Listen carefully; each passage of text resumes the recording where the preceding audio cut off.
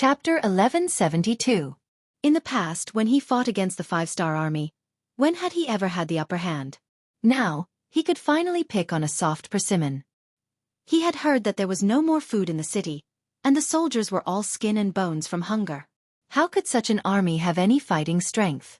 If he didn't bully such an opponent, who would? The two cavalry generals were so confident. When Xianxia heard this, he naturally laughed out loud in joy. Good, since it's like this, Marquis can rest assured. Then let's wait for General Guang's good news. Guang was under a lot of pressure before. He was afraid that the Walla army would turn against him after the victory. So General Sun Hong was ordered to return to Xianxia to set up defenses. Now that he had the authority to command the troops, he felt both glory and pressure. Fortunately, the five-star army in the city was not strong enough, which gave him new hope. Seeing that victory was right in front of him, and this was going to be a great achievement, Guang did not feel sleepy at all. His eyes were shining, and he was very excited. Unfortunately, the battle didn't end as quickly as he had imagined. At dawn, the five-star army in the city actually counterattacked and forced the Beiming soldiers who had taken down the city walls with great difficulty back down. Guang was naturally enraged when he saw such an outcome. He immediately gave the order to continue attacking. No matter what, the five-star army in the city didn't have any food. If he didn't use this opportunity to defeat them, he probably wouldn't have another chance in the future. When Xianxia, who didn't receive any good news the entire night, sent someone to ask what was going on, he used the excuse that it was the five-star army's final radiance of the setting sun as an excuse. However, he had a bad feeling in his heart. Even the result that he thought would be a sure win had an accident. Could it be that the five-star army in the city had other tricks up their sleeves? If that was the case, why did he appear so weak and powerless a while ago? Guang couldn't think of it, and neither could most of the others. However, there were some who knew, such as Su Dei, who had been promoted to a major and was trusted by Guang. Just last night, when all the siege troops were excitedly waiting for the news of the opening of the city gate, he took advantage of the fact that no one was paying attention to him to secretly meet the Xianxia Security Bureau personnel. The subordinate sent by Director Feng Liang gave a brief summary of the tasks that Su Dei had to complete. General Su, you've done a good job in dealing with Shi Wanshan and the others. Bugnam of Gojoseon is very happy, but he hopes that you can stop being arrogant and make new contributions. When the day comes that you return, Bugnam of Gojoseon will personally celebrate with you. Hearing that Yang Chendong valued him so much, Su Dei was very excited. Please tell Bugnam of Gojoseon that I will do my best and will not let him down. The spy left and Su Dei began to seriously think about how to complete the latest task. He thought about what the spy said about instigating the relationship between Beiming and the Walla army. He fell into deep thought. Mo Bay City. He led the cavalry day and night in order to launch a surprise attack. When they were about 10 miles away from the city, the scouts sent out from the front brought back good news. The 4 gates of Mo Bay City were wide open, and there was no defense at all. The scouts even saw people walking back and forth at the city gate, as usual. To be able to become one of the 4 generals, He Lei was not only very brave, but also very smart. When he fought, he was not only brave but also cautious. Even though the scout had reported, he was still a little worried. He arranged for the cavalry to enter the city and contact the Wara spies in the city to make sure that there was no ambush in Mo Bay City. The scout dismounted and changed into the clothes of the Mongolian people. He then walked towards the gate. He Lei saw all of this and his eyes flashed with excitement. He only had to wait for the scout to say that there was no problem in the city and set off a fire as a signal. He would then lead the cavalry into the city with full force. Then the great achievement would be in front of him. Under He Lei's watchful eyes, the scout successfully entered the city and disappeared from the city gate. About an hour later, a thick smoke rose from the city. This was the signal that they had discussed before. Haha, it's done. Come, let's charge together. Victory is in front of us. He Lei excitedly jumped onto his warhorse and shouted to his subordinates. Then nearly 100,000 cavalrymen let out an earth-shattering roar, and began to appear from the forest 3 miles away, launching a fierce attack towards the east gate of Mo Bay. With the sound of the horses' hooves hitting the ground, the east gate of Mo Bay City was already in a panic. The soldiers guarding the gate were quickly closing the gate. The people who had set up stalls at the gate were running in panic. They did not even have time to clean up the things on the ground. Haha, go, go, go. He Lei's eyes were filled with excitement. He did not expect that this sneak attack would be so successful. Mo Bay City did not even have the slightest bit of defense. This was a great opportunity given to him by God. He must seize it. He Lei's movements were very fast. Under his constant urging, nearly 100,000 Walla cavalry rushed forward like a gust of wind. From afar, it looked like a black tornado. No one dared to look directly at it. As the horses galloped, they were getting closer and closer to the east gate of Mo Bay City. 2 miles, 1 mile. When the patterns on the walls of the gate were clearly visible to the naked eye, even the gate that was closing was only 1/6 of the way closed.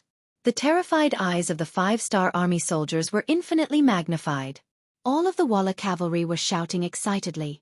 They seemed to see countless money, women, and power waving at them. Everything was beautiful in front of them. As long as they rushed through the gate that was not closed, everything would be theirs. Without any defense, once they entered the city, no one would be a match for nearly 100,000 cavalrymen. At that time, even if the 5-star army gathered together, they would not have the ability to turn the situation around. When that time came, they would be able to defeat them one by one. Many of the Walla cavalry had a joyful expression on their faces. They were shouting all kinds of things and waving the sabers in their hands non-stop. They were as fast as flying. They came from afar to take the victory that was about to be in their hands. Plop, plop, plop, plop, plop, plop. Just when the situation seemed to be settled, an unexpected scene occurred. A huge pit appeared in front of them. The pit was more than 100 feet long and several feet deep. It was like a beast that devoured people's hearts. It opened its bloody mouth and swallowed the unprepared Walla cavalry into its mouth. They fell into the huge pit. The sudden scene caught the Walla cavalry off guard. In just one move, at least 1,000 cavalrymen fell into the pit and could not climb back up. However, the Walla cavalry was a branch of the Mongolian cavalry, and was one of the strongest. They grew up on horseback and were known as the people who lived on horseback. To be able to join the Walla cavalry, it was not an exaggeration to say that they were all elites. Seeing the sudden change, many cavalrymen used their superb riding skills to force their warhorses to stop. Unfortunately, there were too many cavalrymen. Seeing that a great achievement was in front of them, everyone wanted to do something. There was almost no one who was first or last. Everyone was giving it their all. When the horses in front of them stopped, the cavalrymen behind them did not know what was happening in front of them. They continued to charge forward. Under the situation where there was no way to retreat, more and more of the Walla cavalry were squeezed into the pit and became a part of the human flesh pile. He Lei Chong was closer to the front and almost fell into the horse trap. When he realized that the situation was not right, he had already stopped his horse. At the same time, he saw a scene that made him angry. His own cavalrymen had squeezed their own cavalrymen into the pit. This kind of loss and death for no reason made him furious. He loudly shouted for everyone to retreat. However, there were too many cavalrymen and the situation was very chaotic. His shouts had long been drowned out by the cries of alarm. Bastard, bastard, men, blow the horn to retreat, retreat. In a moment of desperation, he lay cold for a god beside him and had him blow the horn to order the army to retreat. At this time, this action was undoubtedly the right one. Shouts could be drowned out, but the horn would not stop. After hearing the bugle horn for the entire army to retreat, although many of the cavalrymen who rushed over were confused, they still stopped their warhorses and began to turn their horses around and retreat. Seeing that the dangerous situation had been stopped, he lay patted his chest in fear. However, before he could heave a sigh of relief, an even more shocking scene occurred. Countless cavalrymen with colorful 5-star flags suddenly appeared in North Desert City. There were so many of them that it was too much for the eyes to take in. Then, they were like a dark cloud pressing down from the heavens. Although they were still far away, the sound of arrows piercing through the air could be heard. If both sides were to clash, he lay would not be afraid of any opponent. He had close to 100,000 cavalrymen. Even if they were to clash head-on, he would not be at a disadvantage. What was worse was that he had just given the order to retreat. Now that his cavalrymen were retreating, it would take some time for him to turn his horse around and charge again. It was obvious that the 5-star cavalrymen would not give them such a chance. He finally realized that everything was just a trap and ambush set up by the 5-star army. However, He Lei, who was slow to realize, could no longer form a joint force among the cavalrymen to counterattack. At this moment, there was only one thing he could do, and that was to retreat. Retreat as far as possible. Only by increasing the distance between both sides could he have the chance to regroup. Chapter 1173. Retreat. All retreat. He Lei had no choice but to give the order to retreat. This time, it was not a temporary retreat, but a mad retreat. It was a competition of speed. From Mo Bay City, 20,000 Ma Bay army and 50,000 Mongolian cavalry charged out. The 20,000 Ma Bay army was naturally a ranking military force. Their strength was almost enough to reach the second rank. As for the 50,000 Mongolian cavalry beside them, their true strength was probably not even a third-rank cavalry. This was because they were made up of young Mongolian men who wanted to kill the enemy but had not gone through any formal training. Their strength was not as good as the enemy. This made Mo Bay Division Commander Xianxia and Deputy Commander Na Ri Song very distressed. Their strength was not as good as the enemy. Their strength was not as good as the enemy. They could only rely on the walls of Mo Bay City. This was the natural barrier that blocked the Walla cavalry. They had already made preparations to defend the city, but everything changed because of Yang Qindong's telegram. After Xianxia and Na Ri Song saw the contents of the telegram, they were overjoyed and immediately made preparations. Just like when He Lei saw the gates of Mo Bay City open, it was just an illusion. In reality, everyone in the city was under control. The people who appeared in front of them were just normal Mo Bay soldiers in disguise. This was also the reason why He Lei's spies were able to light up the fireworks as soon as they entered the city. It was all because in the controlled North Desert City, there would not be any unfamiliar faces at all.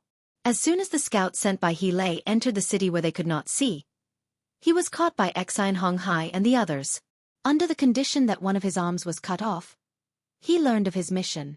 This caused the smoke to rise, which completely dispelled He Lei's last doubts. The horse trap had been dug long ago. After countless changes, Xianxia and Na Ri Song came to the conclusion that the best time to attack was when the enemy turned around and retreated. In other words, if He Lei had been willing to let the army continue to charge forward, the horse trap would have eventually been filled. At that time, Xianxia and the others would have had no choice but to face the Walla army head-on. No one could say for sure whether they would have won or lost. Fortunately, He Lei was a general who loved his soldiers and made a decision that was beneficial to the Ma Bay army. Because of this, he was hunted down. Chase, don't stop, and don't give them any chance to fight back. Xianxia's shout reached the ears of all the cavalrymen through the messenger's roar. The pursuit began. They did their best to catch up, not giving He Lei a chance to stop his horse and turn around. No matter how strong a cavalry unit was, if they were not given the opportunity and distance to charge, they would not be able to display their advantage.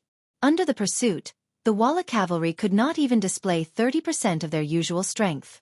Occasionally, some cavalrymen who were about to be caught up tried to fight back, but in the end, because there were too few of them, their strength was too weak, and they were drowned by the Ma Bay and Mongolian cavalrymen and died regretfully. He Lei, who was running among the troops, would occasionally look back. When he saw his soldiers being caught up and killed by the enemy cavalry, he was naturally furious. But he knew very well that there was nothing he could do. He had lost the initiative, and the army was in the process of fleeing. He had no way to fight back. Even if he gave the order, or even if he led his troops to charge back, it would be a suicide mission. There was no better way. He could only run, and hope that they could use their better horsemanship to escape the enemy's pursuit. At that time, he would gather his main force and charge back. He could already see that the Ma Bay army and Mongolian troops chasing him were not that strong, and were far inferior to the elite Walla cavalry.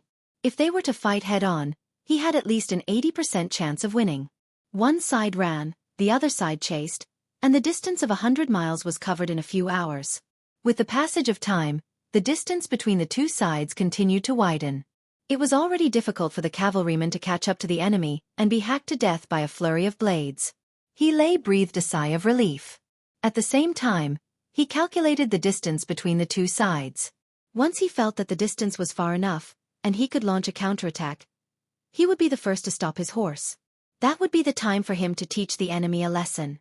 He Lei was still waiting for an opportunity, But how could he know that the opportunity did not exist for him at all? This was because when they had run around 120 li and were about to open up enough distance to counterattack, they had already arrived at a place 50 li away from the Three Peaks Mountain. Just as they reached the side of the mountain, arrows were shot out, hitting the vanguard of the cavalry.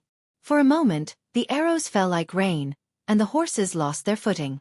The sudden attack caught the Walla army off guard. After losing thousands of cavalry, even more cavalry rushed out of the forest, holding bright 5-star flags. The leader was the Far Eastern Army's commander, Chen Bo. When he lay and his army passed by the Three Peaks Mountain, Chen Bo had already led the 40,000 cavalry to gather here. However, he did not immediately charge out. Instead, he followed Yang Chendong's instructions and waited for the enemy to be defeated so that he could intercept them on the way back. Everything was as Yang Chendong had expected. He Lei had been tricked and was defeated. When they arrived at the foot of the Three Peaks Mountain, it was time for Chen Bo to beat a drowning dog. The sudden appearance of the 40,000 cavalry carrying the 5-star army's flag was like a heavy hammer to the chest, dealing a heavy blow to the Walla cavalry. If it was said that they had the advantage of numbers before, then with the appearance of the Far Eastern Army, the difference in numbers between the two sides had undergone a qualitative change. Out of the 95,000 cavalrymen, they had lost at least 10,000 during their escape. In addition to the surprise attack by the Far East Army, they had lost another 5,000 cavalrymen, leaving them with less than 80,000 soldiers. Naturally, there was a gap between them and the 5-star Corps, which had 110,000 soldiers. Their numbers were inferior, and they had fallen into the enemy's trap. At this moment, He Lei felt like he could not cry out to the heavens. At this moment, any action of fighting would only be sending them to their deaths. The only thing they could do now was to escape, and to continuously escape. Retreat. Don't continue fighting, retreat. He Lei's heart was dripping blood as he shouted loudly. His personal guards were constantly blowing the bugle horn to retreat. After losing more than 10,000 riders, the Walla cavalry finally broke out of the encirclement and continued to flee to the east. Chase. The two generals, Xian Honghai and Chen Bo, did not hesitate at all and decisively gave the order to continue the chase. For them, the battle had just begun. With Chen Bo's Far Eastern Army blocking the way, the distance between the two sides was once again shortened. The Walla cavalry was beaten until they were scared witless. When they could finally see the 70,000 Baiming army infantry led by Shi Wanshan, there were less than 70,000 cavalry left. From afar, He Lei saw many figures in front of him. He saw the Baiming dragon flag raised high, and he also saw the 5,000 Walla cavalry guarding the Baiming dragon flag. Haha, the heavens are helping me. He Lei laughed loudly. When he saw the Baiming army infantry, he seemed to see a new hope. With the help of these infantry, it was enough to buffer the enemy. That way, he would have the opportunity to reorganize his army and launch a counterattack. He swore that this time, he would chase down the 5-star army cavalry and flatten North Desert City. He would even massacre the entire city. He wanted to tell everyone what the consequences of angering the Walla cavalry were. Quick, prepare the bows and arrows. Stop the 5-star army cavalry. He Lei kept increasing the speed of his horse. Although his mount was almost at its limit, he did not feel the slightest bit of heartache. He just wanted to be one step ahead and tell the Baiming army to get ready. Then he would launch a full counterattack. As expected of one of the 4 generals chosen by Yes Hen, He Lei's horse was extremely fast. He was at least 30 meters ahead of the messenger and rushed to the front of the Baiming army. Following these shouts, countless soldiers of the Baiming army raised the bows in their hands. A murderous aura came from them. Facing the scene of tens of thousands of cavalry waiting to be shot, He Lei was not only not afraid, but also excited. These were all his allies, his friends. Next, he just needed to wait for the arrows to pass and disrupt the enemy's pursuit formation. Then, it would be time for them to launch a full counterattack. He Lei still had a smile on his face. He did not notice that a general of the Baiming army was aiming a strong bow at him. This person was General Ancient River. He had fought with the Walla cavalry countless times. He did not know how many soldiers and trusted generals had died in their hands. This hatred was not something that could be erased by the Emperor's decree or by the fact that both sides were allies. Previously, he was thinking about the big picture. Even if he wanted to, he could not do anything excessive. But now, he was a member of the 5-star army. It was reasonable for him to make a move now. At the same time, it was also a great achievement. The arrow kept moving, aiming at Hilei's chest, who had stopped his horse with a smile on his face. Then, his left hand that was holding the arrow's tail loosened. The arrow with the iron tip made a sound as it pierced through the air and flew towards Hilei's chest. Ha ha ha. While he was still laughing and imagining the scene of victory in his mind, a black shadow suddenly appeared in front of him. Then, before he could react, he felt a pain in his chest. The arrow's tail was still shaking as it pierced through his chest. This was precisely the arrow shot by Gu He. It hit the target, the unguarded Hilei's chest. Hilei had never thought that this would be the result. He lowered his head and saw the red blood coming out of his chest.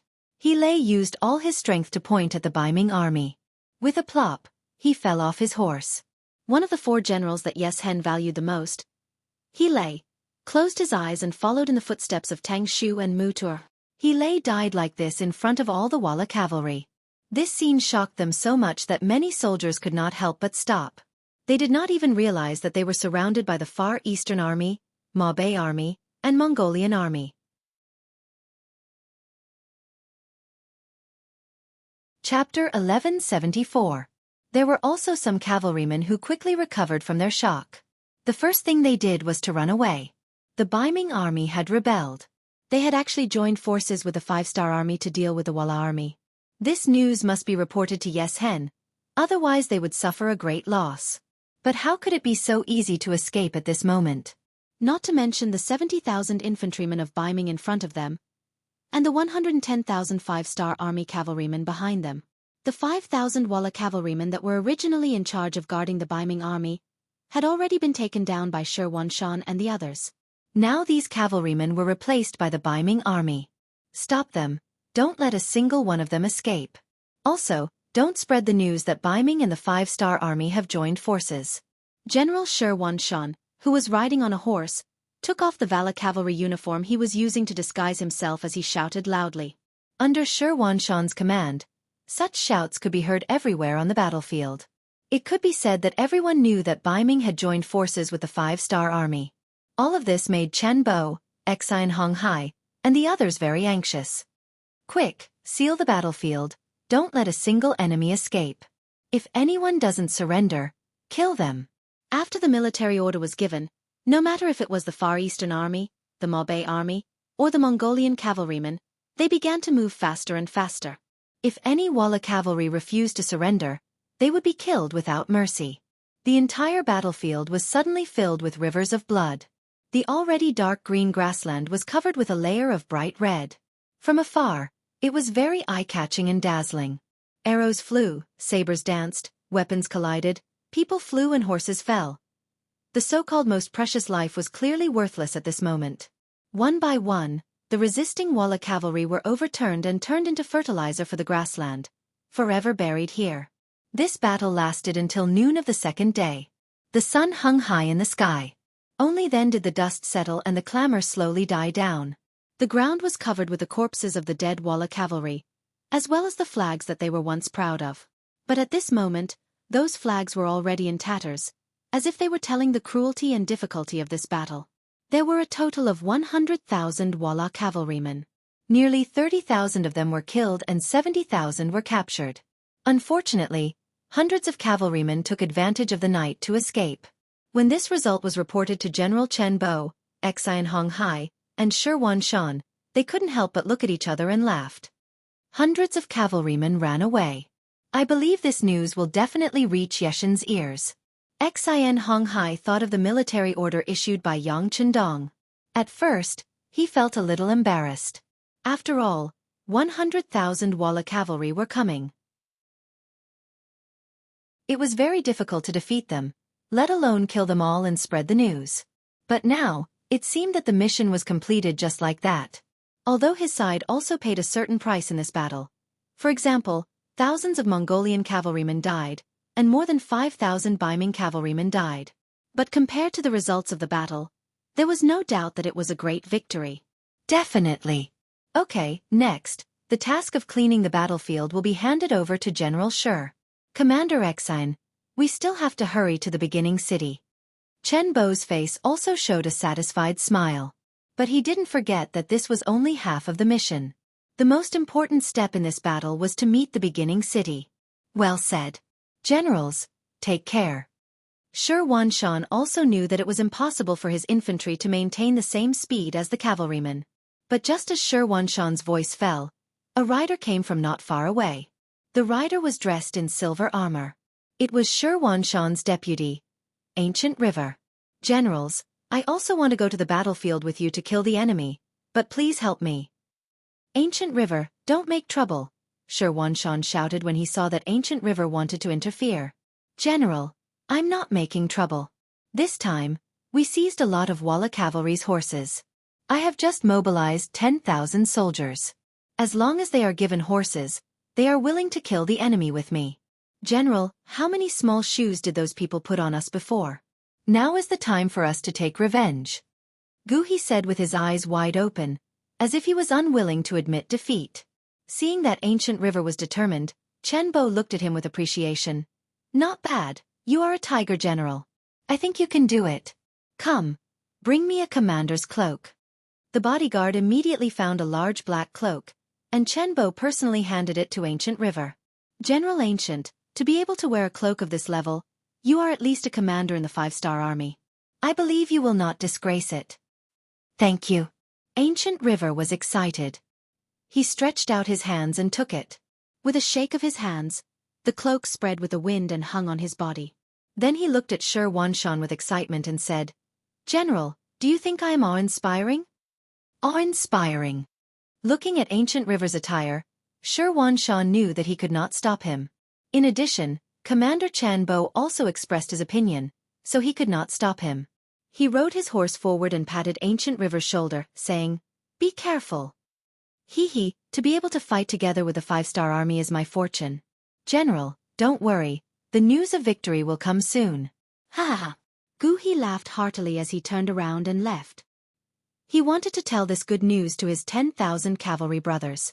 Chen Bo, Xian Hong Hai, and the others also left very quickly. Looking at the back view of over 100,000 cavalry soldiers leaving, Ning Wenfeng walked to Shi Wanshan's side and said, General Ancient River is leading the vanguard for us. This is a good thing for us. Of course, I know that he wants to gain more battle merits so that we can have more room for improvement after joining the 5-star army. I also know that ever since we paid 300,000 taels of silver for him, he has been under a lot of psychological pressure. However, there are always casualties in a war. I just hope that he can come back safely. Shi Wanshan sighed and said. Ning Wenfeng nodded heavily. We have been through many trials and tribulations. We have to believe in Brother Ancient River. He will definitely be fine. In the Beiming Army's barracks at the foot of the Origin City. Under the continuous siege, not only was the Origin City not broken, but it seemed to be more solid. At least the 5-star army in the city resisted more than before. This rather unusual action made many people very surprised, and also had a feeling of puzzlement. Su Dei, like many generals, often showed a thoughtful expression. However, everyone didn't know that his thoughts were different from everyone else. He had been thinking about how to complete the task given by Yang Qindong, and how to instigate the relationship between the Beiming army and the Walla army.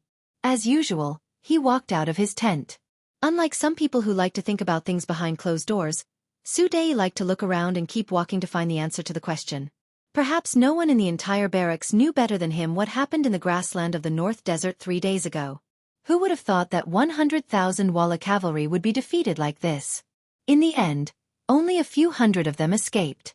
This would be a big earthquake and completely tear apart the alliance between the Beiming army and the Wara army. This was undoubtedly something that the 5-star army hoped to see. Now, what he needed to do was to not give the two sides a chance to argue. Thinking and walking, he unconsciously came to the junction between the Beiming army and the Wara army. What he saw was the Walla cavalry cooking.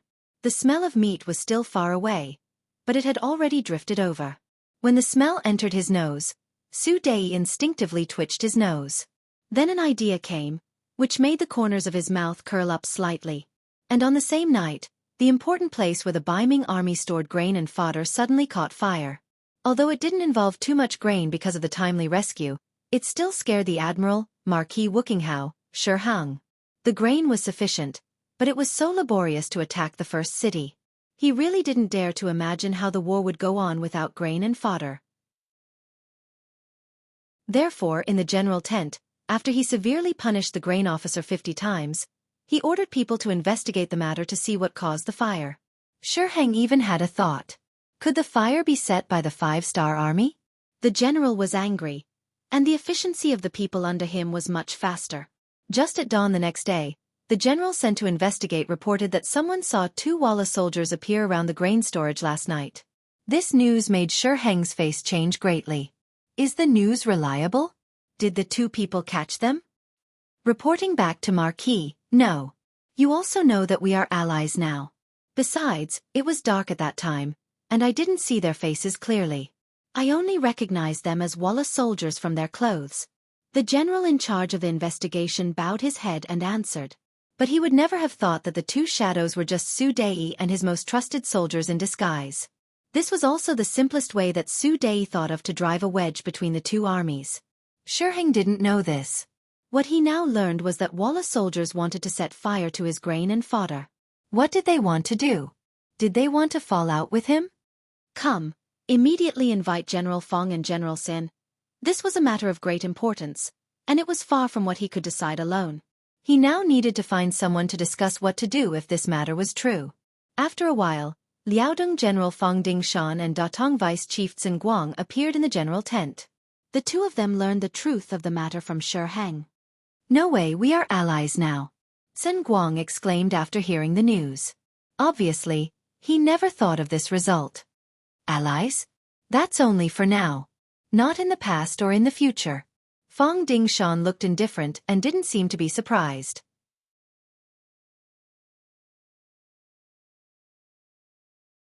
Chapter 1175. General Fong, what do you mean? Xianxia looked at Fong Dingshan's expression and asked in a puzzled tone, but his expression was natural. It was obvious that he was thinking the same thing. What else? If it weren't for the 5-star army, we would have been mortal enemies with the Walla cavalry. The reason why we joined forces is because the current 5-star army is easier to bully. Once they are eliminated, I'm afraid that our cooperation will end. It's inevitable that we will fall out. After Fong Dingshan said this, he narrowed his eyes and looked at Xianxia and Xin Guang. He didn't believe that these 2 people didn't think of this. In fact, Xianxia had already received the decree of the Daizong Emperor. He could join forces with the Wara army, but it was only a limited alliance. He had to be prepared to fall out with them at any time. After all, when it came to hatred, the hatred between the 2 sides was far greater than the hatred between Baiming and Yangchendong. In the past, the Wara army used to harvest grain at the border of the Great Ming grassland. Now that the Great Ming dynasty was divided into the north and the south, they were the initiators. Not long ago, Fong Dingshan led 70,000 Liaodong cavalry to harvest grain in the Wara army's territory, killing their people and stealing their livestock. It was impossible to say that there was no hatred in everyone's heart. Xianxia was naturally very clear about these things. He knew that the hatred between the 2 sides was already irreconcilable, but there was one thing he couldn't figure out. Why did the Wara army choose to attack them at this time? Did they want to join forces to deal with the 5-star army? Xianxia raised the question in his heart and then looked at Fong Dingshan, wanting to see what the other party thought. Marquis, don't look at me. The reason why they did this is probably because they think that we can't take down the first city. Since that's the case, our allied forces will have to disperse sooner or later. If they can cause us some trouble at this time, that's naturally good. By the way, Marquis, please don't forget that the Shaojing city and Jingzhou city that we're occupying used to belong to the Tile tribe. Speaking of this matter, Fong Dingshan did not even hesitate. It was clear that he was not optimistic about this alliance. This had a lot to do with Fong Dingshan's personality. He was originally a very arrogant person. In his eyes, only Baiming was orthodox. The 5-star army, the World Wara, and even the Southern Ming dynasty would all submit to Baiming soon. His mission was to conquer them, defeat them, and establish an immortal achievement. With such thoughts in mind, he had long regarded everyone as his enemy. In that case, it would be normal for the enemy to do anything to harm him.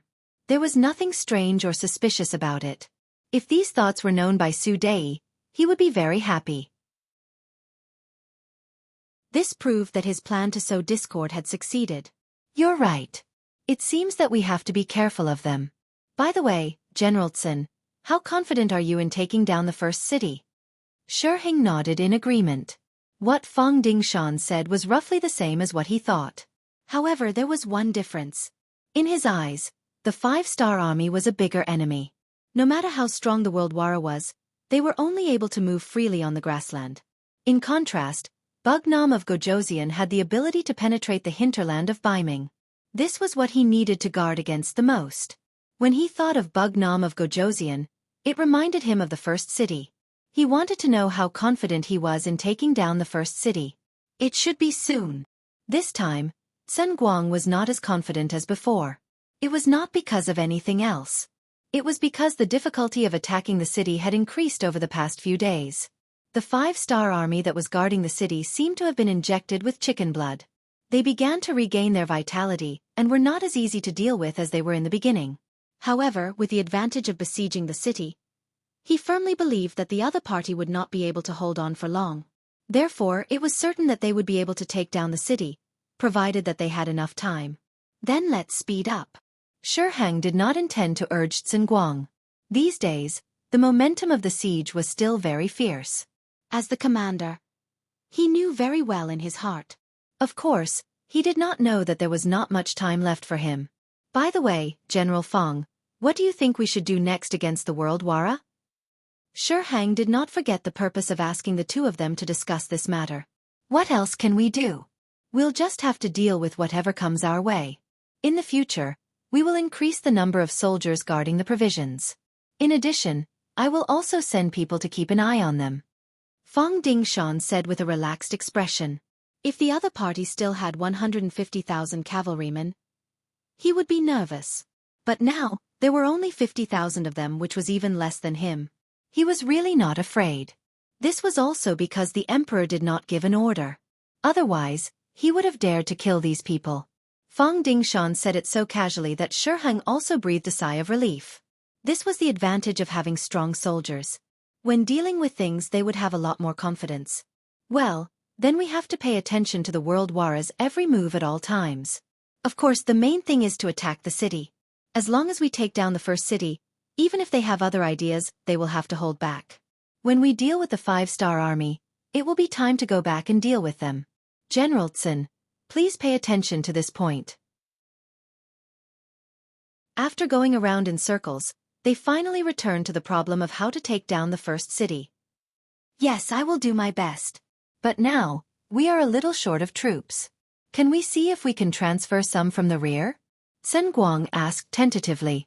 These days, although the 5-star army that was guarding the city was under great pressure, they also suffered a lot of losses. The number of wounded had exceeded 30,000, and the other soldiers were also exhausted. If they could get a fresh army to join them now, then they would have a greater chance of taking down the city. Shiheng was the military commander personally appointed by the emperor. He was in charge of all the military affairs at the front line.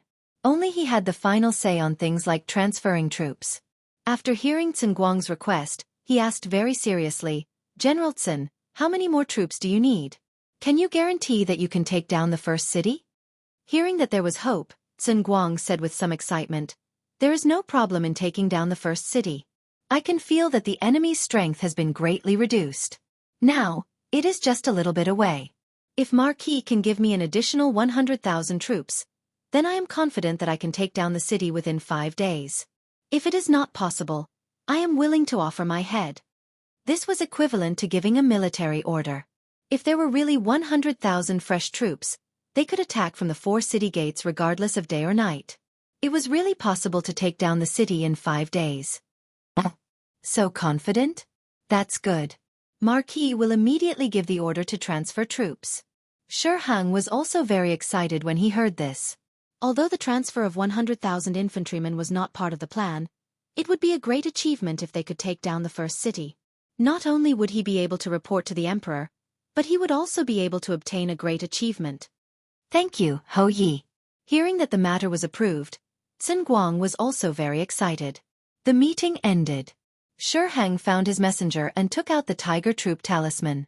He asked them to go to Tulu City, Sambulachuan City, Shaojing City, and Jianghu City to transfer troops. Tulu City was the fortress of the rear base of the Baiming army. There were originally 50,000 soldiers there. They were responsible for guarding the provisions, and if there were any changes, they would be reinforcements. When Shiheng gave the order, 40,000 of the 50,000 soldiers were transferred. Sambialachuan City had fewer soldiers. There were only 30,000 soldiers guarding the city. Among them, there were 10,000 wounded soldiers who had retreated from the front line. Shiheng gave the order, and 20,000 healthy soldiers were transferred away, leaving only 10,000 injured soldiers behind. If there were no external forces, there wouldn't be any problems. There were 60,000 soldiers out of 100,000. The last 40,000 soldiers could only be sent to Shaojing City and Jianghu City. This made it difficult for Rong Xiao, who was in charge here. As a businessman, he knew that if he wanted to expand his business, he could not do without his own people in the imperial court. How could he be considered one of his own people? Of course, it was not as good as being an official himself.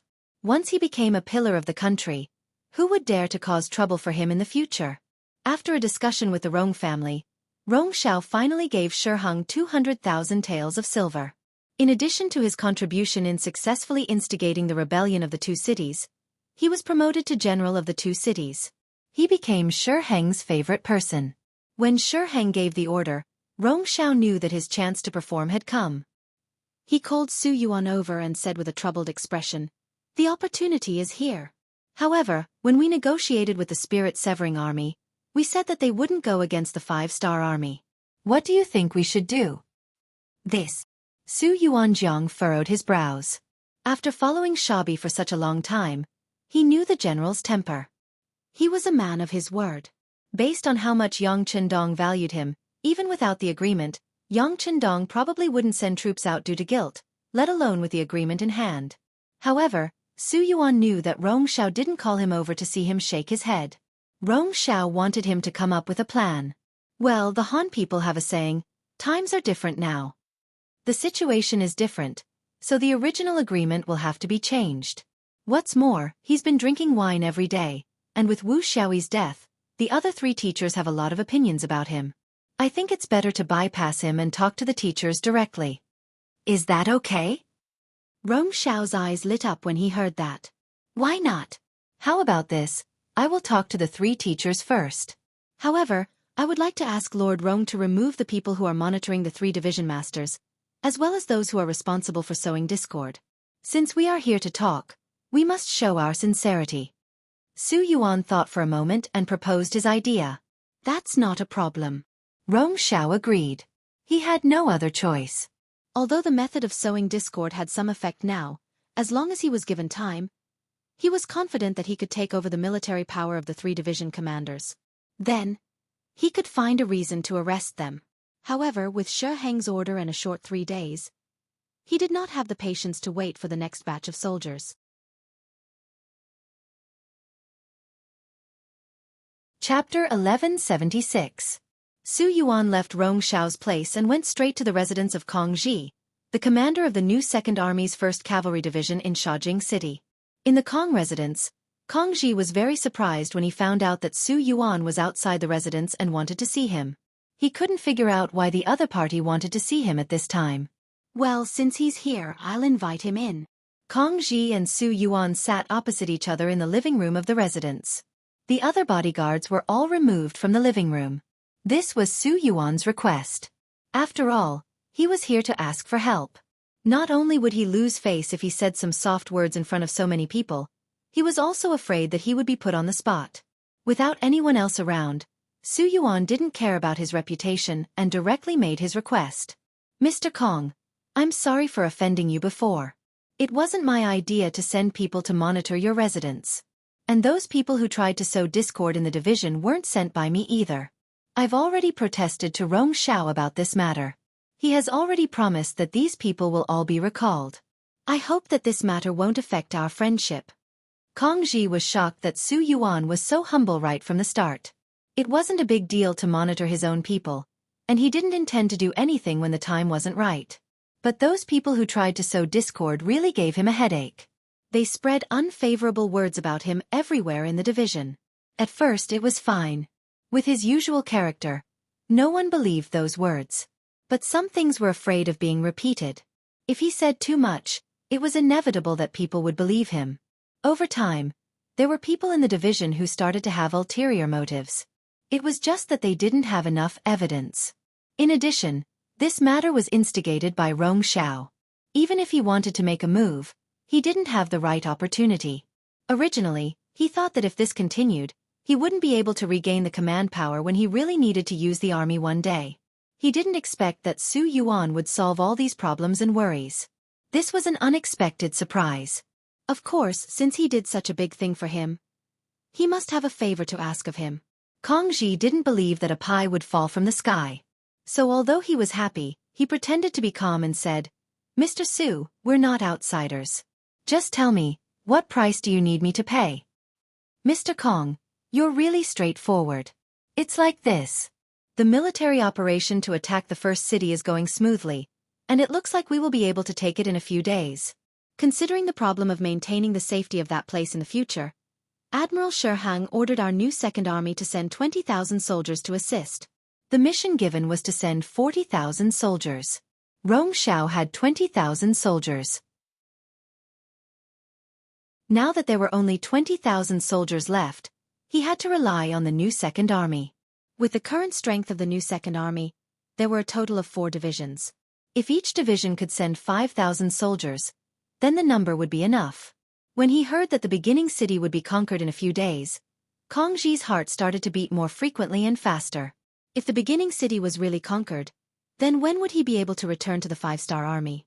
Fortunately, Su Yuan's next words made Kong Ji heave a sigh of relief. At the same time, he also saw the other party's real intention. Baiming did not have enough soldiers at the front line. They must have fallen into a difficult situation when attacking the beginning city. Otherwise, they would not have come to beg him. After knowing the other party's purpose, Kong Ji felt relieved and started to pick up his gun. "Mr. Su, I'm sure you still remember the agreement that the military commander signed with you. The first clause is that we can't be enemies with the 5-star army anymore. We were forced to surrender. We've already let down Bugnam of Gojoseon. How can we go against our conscience and be enemies with them? We really can't do such a thing." Su Yuan revealed an expression that said, "As expected." He knew that the other party would say this. Then he smiled and said, "Mr. Kong, you've misunderstood. Didn't I say just now? These troops are not going to fight with the 5-star army. They are only responsible for the defense of the beginning city in the future. You also know that even if there is no 5-star army on the grassland, there is still the Walla cavalry and the Mongolian cavalry from various tribes. They are not so easy to deal with. The beginning city is such a big city in front of us. If we don't have enough troops to defend it, we will face the danger of losing it at any time." The reason given by Su Yuan was very suitable. Kong Ji could not find a reason to refute it. However, their division only had more than 8,000 people. If 5,000 people were transferred away all of a sudden, their strength would be reduced by more than half. This was not what he wanted to see. It was certainly a good thing to be able to remove the people who were monitoring him and spreading rumors in the army. However, how to agree to the other party's request without being heartbroken was what Kong Ji needed to consider. He did not speak for a long time. He looked at Su Yuan and asked anxiously, "Mr. Kong, say something." Sir Rong Xiao is still waiting for the news. "Well, it's really impossible to transfer 5,000 people from a division." Kong Ji had a rough idea in his mind in a short period of time. He finally spoke. As soon as he spoke, Su Yuan was immediately unhappy. "Mr. Kong, what do you mean? I just said that we are not going to be enemies with the 5-star army. Wait, Mr. Su, wait for me to finish. You just said that these troops are not rushing to the beginning city to be enemies with the 5-star army. They are responsible for defending the city after taking it down. If that's the case, what do you think about this? I'll transfer 2,000 people from the division to you. Then, you'll recruit 3,000 able-bodied men from the city as soldiers. In this way, won't you make up 5,000 people? The advantage of doing this is that it won't affect the combat ability of our new second army. It can also help you complete the mission. Isn't it the best of both worlds? Besides, it's just a mission to defend the city. It's not difficult. Even if they haven't undergone any training, they can still do it well. What do you think? Kong Ji came up with a way to get the best of both worlds. He needed to ensure the combatability of a division. The organization could be incomplete, but they could be pulled and fought when there was a mission. Therefore, he had no choice but to come up with this plan. Originally, Su Yuan wanted to say something. However, when he heard this method, his attitude became a little hesitant. Since he did not reject it immediately, there was a way. Kong Ji added fuel to the fire and said, "Mr. Su, why does Baiming value us so much? Isn't it because our army has a certain level of combatability? If we don't have this characteristic, who will still value us? By that time, it'll be time to get rid of the donkey after it has outlived its usefulness. If that's the case, we won't have a good ending. I'm sure Mr. Su won't have a good time either. Factions are the most important thing in the army. A good man has 3 factions." Kong Ji said these words from Su Yuan's perspective. This made Su Yuan, who was originally hesitant, finally make up his mind. "Not bad. Mr. Kong, you're indeed a talented general with both wisdom and courage. You're right. How about this? I'll go talk to Mr. Rong Xiao now. Oh, by the way, about the 2,000 people that the 1st Cavalry Division will send out, please make early preparations." Sure. I'll make the arrangements now." Kong Ji thought about how some people in the division were dissatisfied with him. Some of them were simply spreading rumors. He didn't know how to deal with these people. Now that there was an opportunity, it would be good to get rid of them so that he could better control the troops. Su Yuan left in a hurry. He did not know how he told Rong Xiao, but the matter was settled. Then, the recruitment of soldiers in the 2 cities began. They were not working for the 5-star army, which was for the people. The people were not very enthusiastic about joining the army. In the end, there was no other way. The recruitment became a recruitment of able-bodied men. Who asked Shiheng to be so anxious? Rong Xiao, who wanted to show off, had to do things well. Not only that, he also decided to personally send 40,000 troops to Beginning City to curry favor with Shiheng. Under Beginning City, the siege was still ongoing. Since the military order was made in front of Shiheng and Fangding Shan, under the command of Cin Guang, the attacks became fiercer and fiercer. Several times, their soldiers rushed up the city tower. Although they were eventually suppressed, at least they saw the dawn of victory. The siege was very lively. The Wara war camp under the city was unusually quiet. This kind of siege warfare was not suitable for cavalry. They had been under the city for a long time, and some of the cavalry were even lazy.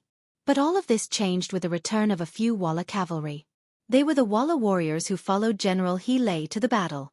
They were lucky enough to escape. Naturally, they had to return to the camp and report everything they saw and experienced to their leader. In fact, they were not the only ones who returned. Not far from the camp, there were hundreds of cavalry waiting there. Everyone heard Shi Wanshan's shout and knew that Baiming had joined forces with the 5-star army. They were worried that once they returned, they would alert the enemy. So they sent a few representatives back to the camp. In the leader's tent, Yes Hen received these deserters. After learning that He Lei died in battle and only a few hundred of the cavalry escaped, he was so angry that he flipped the desk in front of him and said angrily, "You said that the reason why we lost was because the Baiming army stabbed us in the back, right?" "Yes, leader. We saw it with our own eyes and experienced it personally. Otherwise, with our fast horses, no matter how many enemies there are, they can't stop us." Several soldiers who escaped knelt on the ground and kowtowed. Good. What a good Baiming army. I trusted them so much, but they dared to play tricks behind our backs. I'm going to find Shiheng and ask him for an explanation. Yes Hen could not suppress his anger and was about to leave the tent. "You can't." A figure blocked his way, and then that person knelt on the ground. "Leader, you can't do that. Baiming and the 5-star army have joined forces. If we go to them now, not only will it not have the slightest effect, but it will also alert them. If we don't do it well, they will do harm to our leader." The person who spoke was the deputy general that Yes Hen had just promoted, Chao Lu. In Mongolian it meant stone.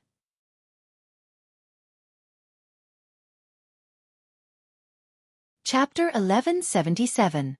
This person was very burly and had good skills.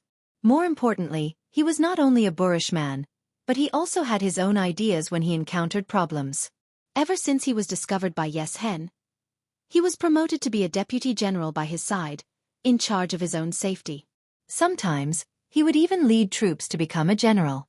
When Chao Lu blocked the way, Yes Hen wanted to kick him away out of anger.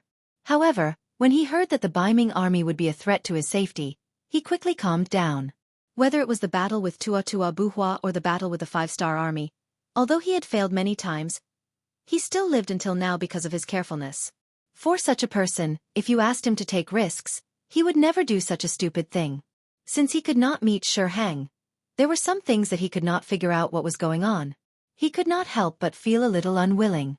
He suppressed his anger and asked Chao Lu, "Let me ask you, do you think the Baiming army and the five-star army have really joined forces?" I don't know, but I don't think so. If that's the case, why are they attacking the beginning city so fiercely? Moreover, they did not ask for our help from the beginning to the end. This makes no sense. Chao Lu shook his head. That's right, that's what I think as well. If the Baiming army and the five-star army have really joined forces, what they should do is to besiege us instead of acting for us. Besides, their deaths and injuries are real. I don't believe that they will betray us. Yes Hen nodded and agreed with Chao Lu's words. Although he was puzzled, when he turned around and saw the few cavalry warriors kneeling on the ground, he became suspicious again. He knew these people, and two of them were He Lei's bodyguards. They would never lie to him. Then who was telling the truth? To be able to become the leader of the Wara, Yes Hen was indeed smart. He quickly thought of a way. He said to Chao Lu beside him, Go to Shi Hang's tent. Don't tell him anything else. Just tell him that I have caught a cold and am sick. Ask him to come and see me." When he heard that he was going to Shi Hang's tent, Chao Lu's heart skipped a beat. He thought that the leader wanted him to question the other party. However, when he heard that it was just a message, he immediately felt relieved. "Leader, you mean to bring Shi Hang to our camp and then you can question him yourself? Not bad." He nodded his head in satisfaction. He was happy for Chao Lu's intelligence. At the same time he said, "I want to ask him myself. What's going on? If this is really a trap set by the five-star army, then he needs to give me an explanation and give me enough compensation. 100,000 elite cavalrymen. Just thinking about it makes my heart ache." After years of constant battles, Yeshen's strength had been greatly reduced. Now, he only had 50,000 cavalrymen with him and 80,000 cavalrymen in the Hanoi headquarters. In total, he only had 130,000 cavalrymen left. This time, he had lost nearly half of his forces. Anyone would be heartbroken. After knowing Yeshen's intention, Chao Lu knew what to do. He agreed and left the tent. In view of the fact that the provisions were almost burned, Shi Hang increased the surveillance of the Walla army camp. When a few cavalrymen suddenly entered the Walla army camp, he became alert. Although he didn't know where these cavalrymen came from or what they wanted to do, he instinctively became vigilant. At this moment, Chao Lu came. Using Yeshen's illness as an excuse, he asked Shi Hang to go to the Walla army to discuss the next step of the battle plan. "Oh, Leader Yes Hen is sick. Is there anything wrong?" "Sigh, how could such a strong body get sick just like that? How about this? I'll immediately send people to bring a skilled doctor. As for Marquis, he's really busy with military affairs, so he won't go." Just like how Yes Hen didn't dare to come to his tent, Shi Hang was also afraid of death. Who knows if he's really sick, or if he's just trying to trick me to go over and harm me. Not only did Shi Hang not go, but he also wanted to send a doctor with him. Chao Lu, who was afraid of being exposed, of course didn't agree. He could only say that the leader's illness wasn't serious. The Walla army also had their own doctors, so they didn't need to trouble Shi Hang. As for the discussion of the battle plan, they would wait until their leader recovered. Chao Lu came in a hurry and left in a hurry. Looking at his back, Shi Hang coldly snorted. "This is clearly a trick to trick me into going to your camp. It seems like there really is something wrong with the Wara army. Someone, go invite General Fong over for the discussion." Not to mention that Shi Hang was already on guard. When Chao Lu returned to the camp and told him what happened, Yeshen's expression changed again and again. "So, Shi Hang is guilty and doesn't dare to appear?" "Yes, leader, that's the feeling I get. It seems like there really is something wrong with the Baiming army." Chao Lu expressed his feelings. But why would they do this? Don't they know that compared to us, the 5-star army is their biggest enemy? If we let it continue, sooner or later, Bai Ming will regret it. Yes Hen didn't understand and sighed. Then he shook his head and said, "Forget it. Since we're not on the same side, there's no point in staying here. Let's just leave." Knowing that there was danger, Yes Hen wouldn't stay here and be a live target. Leaving was what he thought he should do.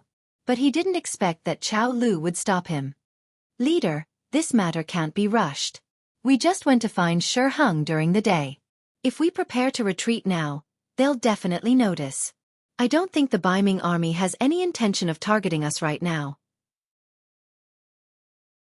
Why don't we wait and see? We'll leave when they relax. This way, we'll be safer." Knowing that Hu Lu was right, Yes Hen nodded in agreement. "That's good too. In order to confuse them, we'll tell them that I'm sick and won't be around for 2 days. But you have to find those generals in private and tell them to prepare to retreat at any time. As long as we can leave here safely, some things should be thrown away." After sighing, Yes Hen came to the bed in the tent and laid down. He was really going to pretend to be sick. In the Bai Ming army's main tent, Shi Heng found Fang Dingshan and told him about Hu Lu's intentions. Then he asked for his opinion. "General Fang, in your opinion, does Yes Hen want to harm Marquis?" Fang Dingshan didn't respect Shi Heng from the bottom of his heart. Especially after working together for a while, he found that this person was very afraid of death after he got a high position. His ability was only above average, and he was even worse than Fang Dingshan in some aspects. Fang Dingshan only had his current position because of his good luck and seniority. If Shi Heng died in battle, then the position of commander would fall on Fang Dingshan's head. Therefore, Fang Dingshan really hoped that something would happen to Shi Heng. It would be best if he was killed. Of course, he wouldn't show any of this. When he saw Shi Heng's fear of death, Fang Dingshan despised him in his heart, but he said with a nonchalant expression, "That shouldn't be the case. The Walla army only has 50,000 cavalry. If they really hurt you, they won't be a match for our Bai Ming army. Is Commander overthinking it?" After Fang Dingshan's explanation, Shi Heng's worries were mostly gone. Thinking about it, if they really wanted to harm the Bai Ming army, the Walla army would have acted before the 100,000 cavalry left, and not now. Now that there was no news of the 100,000 cavalry leaving, it was indeed not the time to act.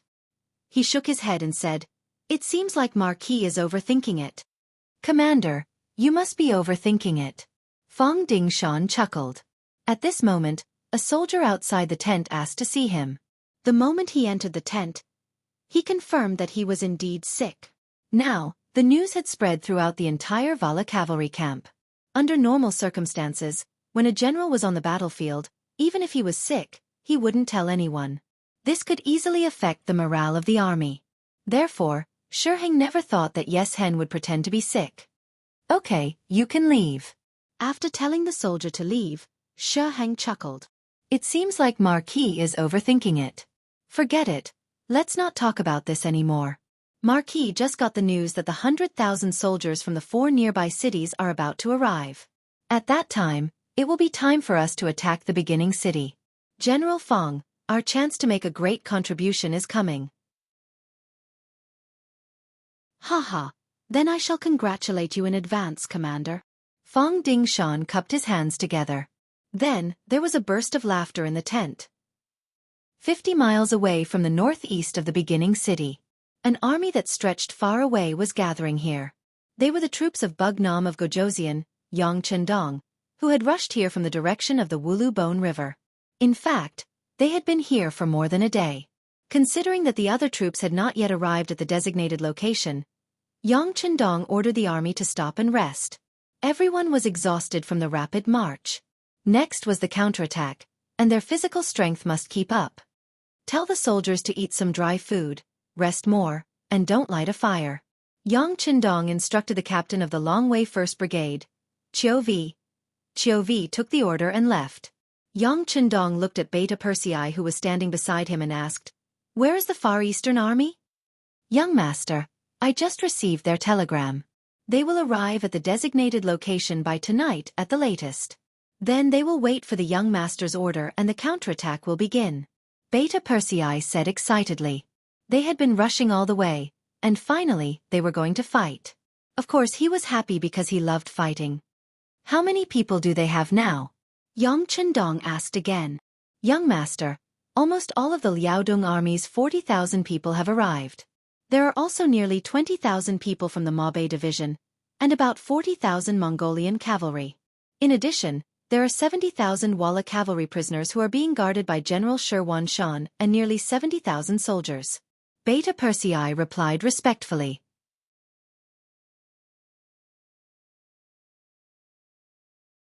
Chapter 1178. Okay. Yang Chendong's eyes showed confidence when he heard that there were 100,000 cavalry to help. Tell Wang Shan to inform Tiger's Man that we will launch a full-scale counterattack tomorrow morning. We will make the enemy pay the price and let them remember this painful lesson. Yes. Beta Persei agreed and turned to leave when he heard that the battle was tomorrow. Wait, send a telegram to Feng Liang and tell him to inform Sha Bei to regain control of Shajing and Jingzhou City and cut off the retreat of the Walla cavalry. Yang Chendong thought that if it were not for the participation of Yeshen's troops, the Baiming army would not have been able to attack New City for such a long time without any worries. He was determined to hit them hard and even had the idea of taking down Yeshen. The telegrams were sent out one by one. Chen Bo, the commander of the Far Eastern Army, who received the telegram, issued an order to inform the troops to have a good rest tonight and start the counterattack tomorrow morning. The telegram was sent to Tiger's Man in Jingzhou City, which made him excitedly slap the desk. A good desk was ruined just like that. Great. Immediately inform Lord Yu, Division Commander Yang Si and other division commanders to come to the military headquarters for a meeting. Hu Mang laughed haughtily. After waiting for more than a year, news of the counterattack had finally arrived. It was time for him to vent his frustrations. Shajing City. Director Feng Liang, who had been hiding in the basement, almost shouted out in excitement when he received the telegram from Yang Chendong. After suppressing the excitement in his heart, he gently knocked on the wall door leading to the ground room. After a while, Sha Bei walked in. Since Rong Xiao left with 40,000 soldiers, most of the people who were monitoring him before also left, leaving only 2 people on the big tree outside the courtyard. They were only responsible for watching Sha Bei and not letting him leave the hospital. As for the situation in the courtyard, they didn't even want to look at it. A drunkard was not worthy of their attention. As soon as he entered the basement, he saw Feng Liang's excited look. Sha Bei was also happy, but he still asked tentatively and expectantly, "Director Feng, is there any good news?" "You're right," the 6th young master called. "Take a look at it yourself," Feng Liang said and handed the telegram to Sha Bei. Then, he saw the dignified man, who had silently swallowed all the grievances he had suffered, burst into tears. Good. The 6th young master still believes in me. He has also given me an important task. This is the time for us to shed our shame. These days, Sha Bei's mental pressure was great. He had no choice but to surrender, and there was even an element of faking it. But how many people could understand him? Could the 6th young master really understand him? At least if it were him, if his subordinates publicly announced their surrender to Baiming, he would not believe them no matter what. Putting himself in Baiming's shoes, did Yang Chendong really trust him that much? This had become the biggest question in his heart all this time. Even though Feng Liang appeared in front of him, he was still very happy. However, this did not mean that the 6th young master really believed him. What if the 6th young master came to calm him down? Before he got the final answer, he could imagine how worried Sha Bei was. Now that he saw this telegram, he could finally be relieved. If Yang Chendong did not really trust him, how could he tell him the war plan in advance? When he thought about how the 6th young master still believed in him despite what he had done, Sha Bei felt like a gentleman would die for his bosom friend. What was not worth risking his life for?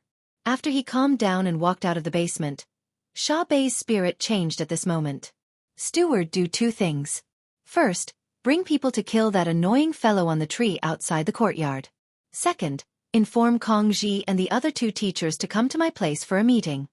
The aura of a superior reappeared on Shibi's body, and his words were clear and forceful. The steward, who was originally a little stooped, suddenly straightened his body at this moment. He asked as if he did not know his master, "Master, killing people this? Don't be afraid. The weather will change soon. Some bedbugs should be dealt with very early. Xiaobei said with an imposing manner. Shajing City was nearly 1,000 miles away from the first city. It was unknown how long it would take for the news of the counterattack to arrive. He could prepare in advance here and did not have to worry about the news being leaked. Seeing that Xiaobei was so confident, the steward, who had been holding his breath for a long time, immediately said, "Yes, master." "Don't worry. I'll arrange it now." They were just 2 soldiers in charge of the surveillance mission. When they were still leaning against the tree trunk to rest, 2 arrows suddenly pierced into their bodies.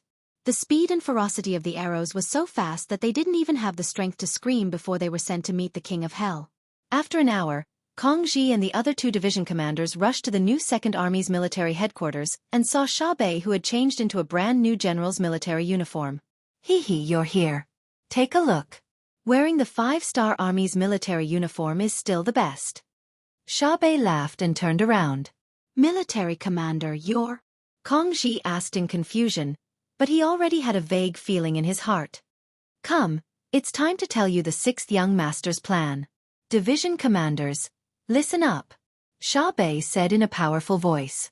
The 3 division commanders stood up straight because of this. The long-lost feeling returned to their bodies. Su Mansion. Su Yuan was eating dinner. Compared to normal people who only ate 1 dish, or at most 3 or 4 dishes, he had more than a dozen dishes in front of him. Not only that, but there were also 2 beautiful women by his side. Ever since he submitted to Beiming, Su Yuan's life had fallen into debauchery. No one came to control him, and no one dared to control him. This made him more and more lawless and unruly. Especially after Rong Xiao left, the entire city was completely under his control. He had even less scruples. Even when he ate, he was very ostentatious. He did not even need to use his hands. Instead, he needed someone to feed him, and it had to be a beautiful woman who fed him. While he was enjoying everything, he did not know that his brothers from the 1st Cavalry Division, led by Kong Ji, had surrounded the courtyard. His military power had already fallen. Those old brothers he trusted were either poisoned to death at home by the concubines of the CIA agents, or were ambushed and killed or captured by Kong Ji and the others on their way home or to the barracks. As for the infantry division, although there were 2 or 3 old brothers who escaped the net, because of their lack of strength, Xiaobei personally led the army into the barracks and dismembered them. Su Yuan was a selfish person. Ever since he took control of the military and took over Xiaobei, even if there were benefits, he would only share them with those old brothers. As for the ordinary soldiers under him, he did not care at all. The soldiers who were used to receiving high salaries from the 5-star army suddenly lost their source of income. Even if there was, it was pitifully little. Which one of them did not feel angry in their hearts? So when they saw Xiaobei wearing a general's uniform and leading troops into the barracks, not only did they not resist, but most of them even helped him to capture those who wanted to resist. The military incident ended with loud thunder and small raindrops. From the beginning to the end, there was no movement at all. Su Yuan, who had been enjoying himself in the mansion, did not notice at all. Until the housekeeper rushed into the dining room in a panic, Su Yuan was still lying in the arms of the beautiful woman and saying some dirty words. Old master, something bad has happened." After the housekeeper rushed in, his legs went soft and he knelt on the ground. "What's going on?" Su Yuan frowned slightly. He was very angry at the housekeeper's performance, and he was even angrier that such a good atmosphere was disturbed. Su Yuan still had an indifferent expression, but in the eyes of the housekeeper, he was angry that he did not fight back. However, he still knelt on the ground and trembled as he said, "Old master, outside our mansion, there are a lot of soldiers." "They have surrounded us?" "What?" Su Yuan, who suddenly realized what was going on, was also shocked. Then, he stood up from the beauty's arms and asked loudly, "We're surrounded. What the hell is going on? Which part are they from?" "Old master, you should go out and see for yourself." The housekeeper really did not know how to explain or how to answer, but he believed that facts spoke louder than words. Looking at the steward's appearance, Su Yuan had a bad feeling in his heart. However, the habit of being in a position of power made him not lose his head out of fear. Instead, he shouted towards the outside of the hall, "Men, bring me my weapons and armor." Su Yuan, who had put on his armor and picked up his weapons, opened the door with more than 40 bodyguards in the mansion. Who dares to surround this general's mansion? Do you want to die? As soon as the door opened, a loud roar was heard. This was the preemptive strike. Su Yuan wanted to use this method to intimidate the people who came. As long as the other party was scared, he could take the opportunity to leave here and go to the military camp to mobilize soldiers. At that time, whoever came to find trouble with him would die a horrible death. However, the result was destined to disappoint him.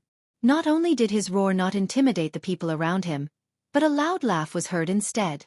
The person said, "Mr. Su, you are so arrogant. Looks like you really have the prestige of an official after becoming a Beiming official. You dare to kill anyone." The voice was so familiar. Su Yuan looked towards the source of the voice and saw his former colleague, the commander of the 1st Cavalry Division, Kong Ji, riding on a horse and looking at him with a smile on his face.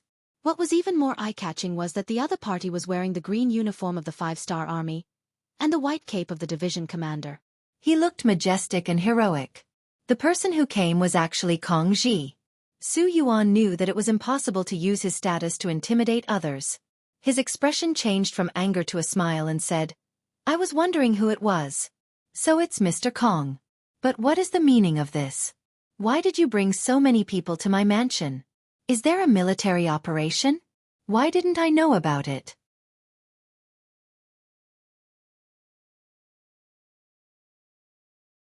Chapter 1179. He was just pretending to be confused. The other party had already surrounded his residence. It was obvious that they were coming with a strong momentum, not to mention that they were wearing the military uniform of the 5-star army. However, Su Yuan deliberately ignored this. He didn't mention it because he wanted to stall for time. He believed that the news of his mansion being surrounded must have spread. Perhaps if he held on for a little longer, his old brothers would come and rescue him. Seeing that Su Yuan was still talking nonsense, Kong Ji shook his head. This person was a little smart, but only a little smart. He didn't have a long-term vision. He was destined to not achieve anything big. "Sigh, Mr. Su, you don't have to pretend anymore. You should be able to see why I'm here. I think it's better for you to surrender so that you won't lose face in front of so many people." Kong Ji pointed out the truth. This was the same as poking through the last layer of window paper. It was somewhat out of Su Yuan's expectations. He couldn't help but be surprised. Hearing Kong Ji's confident tone, could it be that he had already taken over the entire Xianxia city? If that was the case, then he was really in danger. But how could he do it? Not only was there his infantry division here, there were also the 1st Cavalry Division, the 2nd Cavalry Division, the 3rd Cavalry Division, and other troops. How could he, a small commander of the 1st Cavalry Division, convince them all? Unless Commander Yi Bei stood up personally. When he thought about Yi Bei, shouldn't he be drinking in his mansion now? Right, why didn't the two people who usually kept an eye on the new 2nd Army report today? They should have sent a message before dinner. What was going on? Were they scared by the appearance of Kong Ji and the others? Even at this time, Su Yuan still didn't think that Yi Bei would stand up one day. After all, he was the one who wrote the public surrender letter. In order to please Beiming, he even killed his guard captain, Wuxia. Such a person was basically useless. In a short period of time, it could be said that a myriad of thoughts ran through his mind. The final result was that they could still fight. Kong Ji first looked at the soldiers surrounding his mansion, and found that most of them were still wearing the uniforms of the Beiming army. He immediately felt confident and stopped talking to Kong Ji. Instead, he said to the soldiers, "Brothers, Kong Ji has lost his mind and wants to deal with me. I am Beiming's personal lord of Xianxia City. You want to deal with me because you want to fall out with Beiming, but have you thought about the consequences? You'll be beheaded and your family will be implicated." Needless to say, Su Yuan's shout did cause a certain amount of disturbance in the army. Even now, there were still many soldiers who didn't understand what was going on. It was only out of habit that they followed their commanding officer to carry out the mission. Just now, outside the mansion, when they saw that Su Yuan's mansion was surrounded, some people were confused. Now that these words were said, many people's faces changed dramatically. Some even looked at the leader, Kong Ji, with a somewhat different gaze. This change fell into Su Yuan's eyes and naturally made him very happy. He immediately added fuel to the fire and said, "This is clearly Kong Ji wanting to offend his superiors. This is all his own idea. Brothers, don't be confused and make mistakes with him. How about this? I will only catch the ringleader and don't care about the accomplices. If anyone is willing to follow me, it will be a meritorious performance. Later, not only will I not hold him accountable, but I will also reward him. The soldiers who were originally at a loss and muttering in their hearts became more hesitant after hearing Su Yuan's shout. Some people were even considering whether to stand by Su Yuan's side. Kong Ji didn't expect that at this time, Su Yuan could still make such a counterattack. He couldn't help but be amused for a moment and said, "What? Is this the final battle of a trapped beast? Do you really think that I didn't prepare at all before coming here? Humph, if you want to die, then this division commander will fulfill your wish. Come, invite the commander." Just a moment ago, Bei had already arrived, but he didn't stand out. Instead, he stood outside the team. Kong Ji had already seen this. He thought of what Commander Bei said in the previous meeting. He said that he didn't want to face the traitor Su Yuan, so he didn't have the intention to invite the commander. But now, the morale of the army was obviously shaken. If the commander didn't come out, then it was very likely that there would be a problem. The moment Bei called for the commander, the crowd in the team panicked. Just as many people looked around, Bei appeared. He was wearing the 5-star Army's uniform, especially the shining golden beads on his shoulder. Even though the sky was about to turn dark, they were still very dazzling. Bei finally appeared. When Kong Ji called for the commander, Su Yuan felt that something was wrong. This seemed to be completely out of his control and even imagination. And when he saw the Shui appear, this feeling became reality, making him feel as if he had been struck by lightning. A commander was a commander after all. His prestige wasn't something that Division Commander Kong Ji could compare with. In particular, there were all kinds of people. Due to the lack of time, there were people from all divisions. Kong Ji was only a division commander of the 1st Cavalry Division. It was obviously difficult for him to completely control them. But when it came to Bei, this wasn't a problem. As a commander, which soldier wasn't his former soldier? Bei's appearance caused the noisy discussions from before to immediately disappear. The situation was immediately reversed, and Su Yuan was pressured to the point that he couldn't breathe.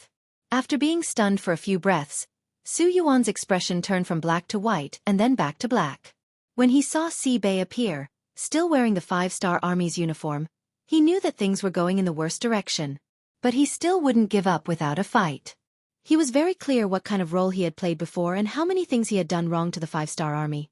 In the new 2nd Army, anyone could surrender, but he couldn't. Based on what he had done, even if Bei didn't kill him, he wouldn't be able to answer to Bug Nam of Gojoseon. He didn't have any friendship with Yang Chendong. He didn't believe that Yang Chendong would spare him, a two-faced person. If he didn't want to give up without a fight, then he could only fight back. Even if Bei personally appeared, Su Yuan still pretended to be unafraid and shouted, "Commander Bei, aren't you sleeping every day? What are you doing here? Oh, I know. You must have been threatened by someone, right? The person who threatened you is Kong Ji, right? Don't worry, with me here, no one can hurt you. As long as you stand on my side, I can guarantee your safety." Originally, because of Bei's appearance, all the soldiers started to take sides. But with Su Yuan's shout, some of the weak-willed soldiers became confused. Could it be that Kong Ji really threatened the commander and that Kong Ji wanted to rebel? The changes in the soldiers below didn't escape Bei's eyes. He couldn't help but sigh and said, "Enough, Su Yuan. I didn't expect you to have such ability. You can turn black into white and say it so righteously. I'm afraid that people who don't know you will really believe your words. But what's true is true. How can it change because of a few words from you? Sigh, surrender. I will plead with Bug Nam of Gojoseon to save your life." After saying this to Su Yuan, Bei didn't have any intention of stopping. Instead, he said to the surrounding soldiers, "Soldiers, Bei was forced by the situation and for the survival of the new 2nd Army. I had no choice but to bow to Beiming. But this doesn't really mean that I want to surrender to Beiming. It's just a temporary measure. And all of this has also received the support of Bug Nam of Gojoseon. Now, Bug Nam of Gojoseon has sent news that he has brought his army to the grasslands. Now, he is besieging the Beiming army and the Walla army. It won't be long before he brings his army to our Shajing city.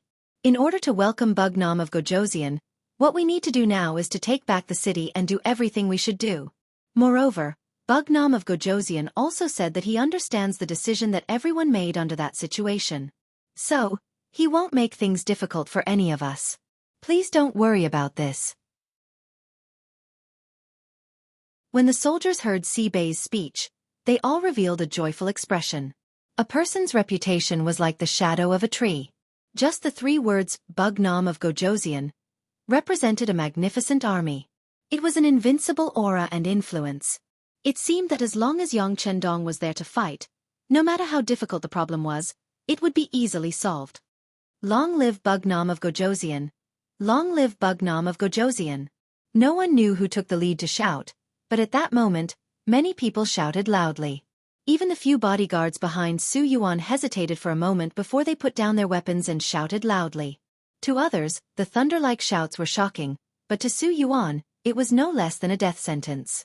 He knew that the overall situation was set, and he could not turn the situation around. Thus, he fell into a state of madness. He suddenly pointed at Sibei and said, You are a villain, a fickle villain. Villain, you are talking about yourself, right? The 5-star army has treated you well, and Bugnam of Gojoseon has treated you even better.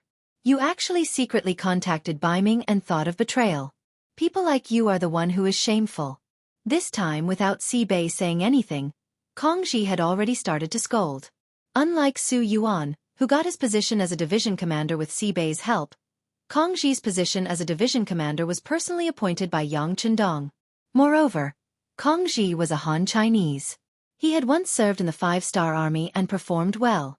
Although he was not Yang Chendong's student, in terms of loyalty, he was much stronger than a foreigner like Su Yuan. Su Yuan, who had already gone crazy, did not pay attention to Kongji. Instead, he looked at Sibei and said, Tell me, did you never trust me? You are lying to me, right?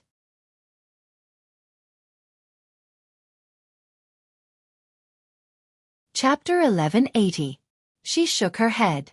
If she didn't trust Su Yuan, she wouldn't have taken the initiative to ask Yang Chendong for the position of infantry division commander. It could be said that her one-sided kindness had harmed the other party. But now, there was no need to explain this. She didn't say anything, which made Su Yuan burst into laughter. I knew it, I knew it. Ha ha ha, you never trusted me. You're a despicable person. For your big plan, you don't care about anyone's life. Even your guard captain, Wuxia, you killed him without hesitation. A person like you is inhumane. Whoever follows you will be betrayed by you sooner or later. Bullshit. Kongji was still the one who shouted. The matter of guard captain Wu was originally discussed with the military commander. He also volunteered. If he didn't do that, how could you rest assured that the military commander had really surrendered? He used his own life to ensure that our entire new second army didn't scatter and fall into chaos. He is the biggest hero. Kongji's eyes turned red when he talked about Wu Xiaoyi's matter. Wu Xiaoyi's death was his own request. At that time, Kongji and Shibei both shed tears after hearing it. Now, it seemed that everything was worth it. If it wasn't for this, even if Shibei wasn't harmed by Baiming, she would have been forced to go somewhere else. In this way, it would be very difficult for the new Second Army to unite and form a joint force. The sacrifice of one person in exchange for the integrity of an army was worth it no matter how one looked at it. And the person who sacrificed himself was naturally a great hero. Su Yuan, who just found out the truth, widened his eyes in disbelief. He thought that Wu Xiaoyi's matter was an exception and that Shibei had no choice but to deal with it. He didn't expect that everything was premeditated. Thinking about it, it wasn't wrong. It was precisely because of Wu Xiaoyi's death that he and Rong Xiao lost their vigilance against Shibei. The idea of transferring Shibei away from here also stopped at that moment. He had never thought that all of this had been discussed beforehand. Thinking about how he had already fallen into someone else's trap from then on, and how it was normal for him to end up like this, he had nothing to say about his defeat. Su Yuan, who knew the truth, seemed to have aged a lot in that instant. In the eyes of the others, it was more or less unbearable. After all, this was his old brother. Sai, you should decide on your own. You should know that once you fall into the hands of others, it will be difficult for you to even die. Originally, Shirbi wanted to plead with Yang Chendong, but looking at this person's recent actions, it was simply unforgivable. Instead of waiting to be captured and tortured, it was better to have a quick death. It could also be considered as leaving behind the last bit of dignity in life. As soon as he said that, Su Yuan's body, which was about to collapse, straightened up again. People said that a bad life was better than a good death. He didn't want to die, and with a plop, he knelt in front of Shirbi. Military commander, I don't want to die. We are old brothers who have gone through fire and water together for many years. Please spare my life for the sake of my hard work, even if I didn't make any contributions. Bugnam of Gojoseon admires you so much. As long as you are willing to plead for mercy, he will definitely spare me. As he spoke, he crawled on the ground and quickly came under Shirbi's mount. Su Yuan spoke with snot and tears. Looking at Su Yuan's appearance, Shirbi felt a trace of pity, but military discipline was a mountain, so he still turned his head to the side. If he really let Su Yuan go, how would he explain to the sixth young master, and how would he explain to the dead Wu Xiaoyi? After continuously crying a few times, there was no response from Shirbi. Su Yuan's eyes flashed with madness, and he suddenly shouted, "No! Why? We are old brothers who have gone through hard times together. You can be a military commander, but I can only be a division commander. You can obtain Bugnam of Gojoseon's trust, but I can't. I don't accept this. Shirbi, I will kill you. I want you to go to hell with me." As he shouted, Su Yuan pulled out his waist knife, raised it high, and chopped down at Shirbi. Poochie! A sharp curved knife pierced through his body. Su Yuan's eyes widened as he watched the tip of the knife come out of his chest. He then looked back at Kong Ji, who was one step ahead of him, and the light in his eyes quickly dimmed. His head drooped, and he died on the spot. This was the ugliest of human nature. When you made a mistake, you didn't know how to repent. Instead, you just blamed everything on others. When things were irreparable, you would plead for mercy. When your pleading failed, you would reveal your true nature. Unfortunately, Kong Ji had long been prepared for this move, and at the crucial moment, killed him first. "Bury him," Shirbi sighed and said to the bodyguard beside him. Then, he didn't look at Su Yuan who was killed. Instead, he said to Kong Ji, "Change the flag. Announce to all the people in the city that we have changed flags and have returned to the embrace of the 5-star army." This was how the superiors were. They couldn't be too soft-hearted. Otherwise, they wouldn't only hurt themselves, but also those who believed in them and followed them. After the order was given, Shaojing and Jingzhou City were closed. The original Beiming dragon flag was also replaced with a bright 5-star red flag. Under the great wisdom of Shirbi and the others, the new Second Army was finally saved. At the same time, it also formed a response, and sounded the horn for the destruction of the world of Wara. Shur City. A new day. The sun rose as usual. It was a sunny day, and the weather was very good. There was no wind or rain, and the blue sky and green grass made people feel relaxed and happy. But this day was another dark day for the Beiming army and the Wala army. Just when most of the soldiers got up and were about to eat breakfast, a rumbling sound suddenly came from the ground. It was like spring thunder, completely breaking the tranquility of the grassland. After a series of rumbling sounds, a large number of troops appeared in the north and northwest of the barracks. They were like a sudden gust of wind, flying straight like a sharp arrow, approaching from afar. Enemy attack! Enemy attack!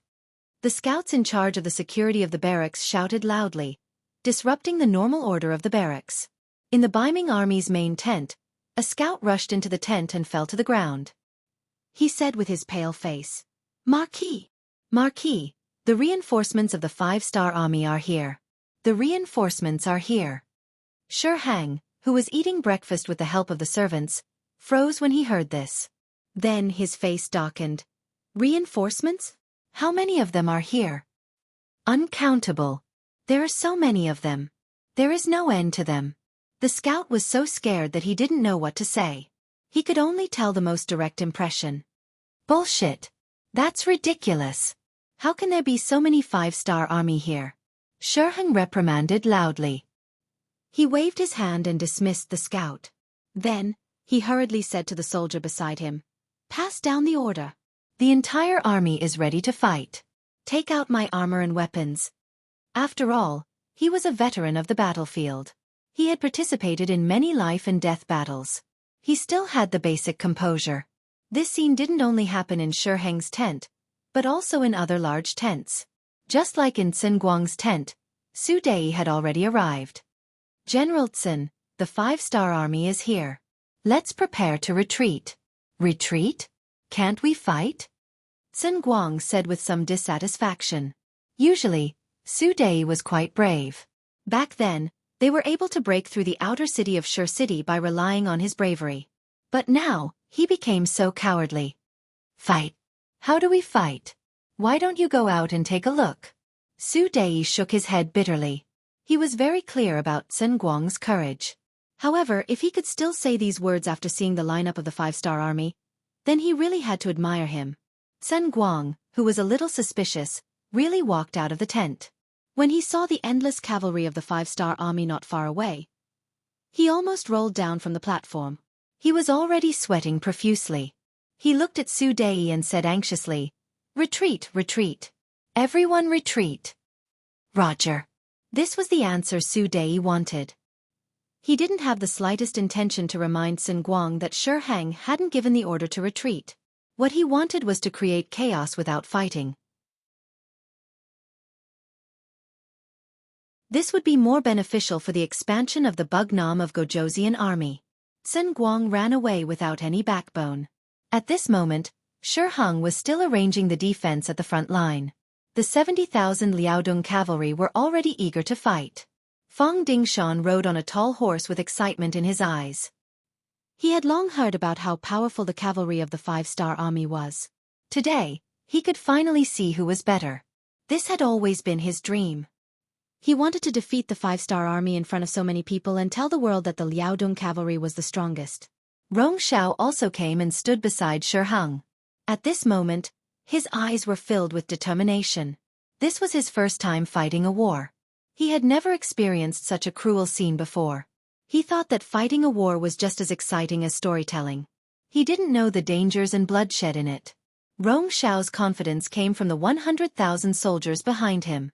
In his heart, he was secretly happy that he could perform well in front of Admiral Shi Heng.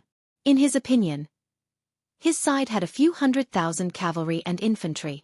It was enough to fight against the reinforcements of the 5-star army.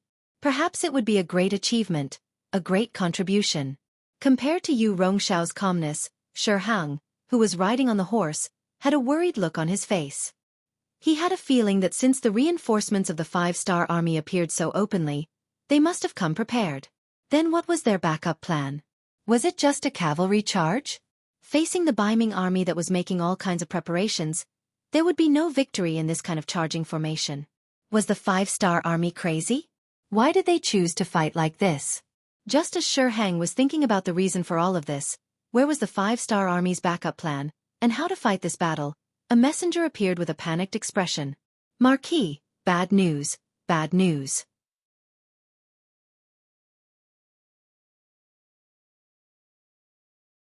Chapter 1181.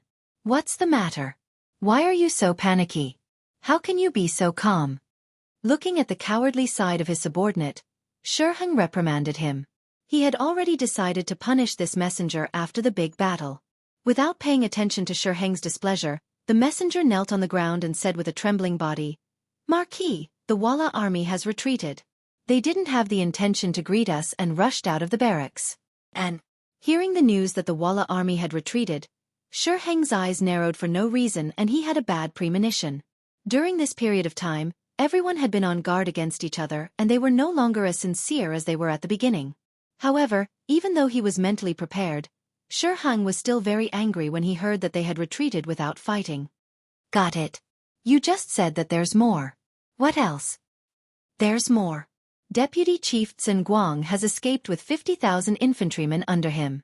As if he had exhausted all his strength, the messenger mustered up the courage to finish speaking.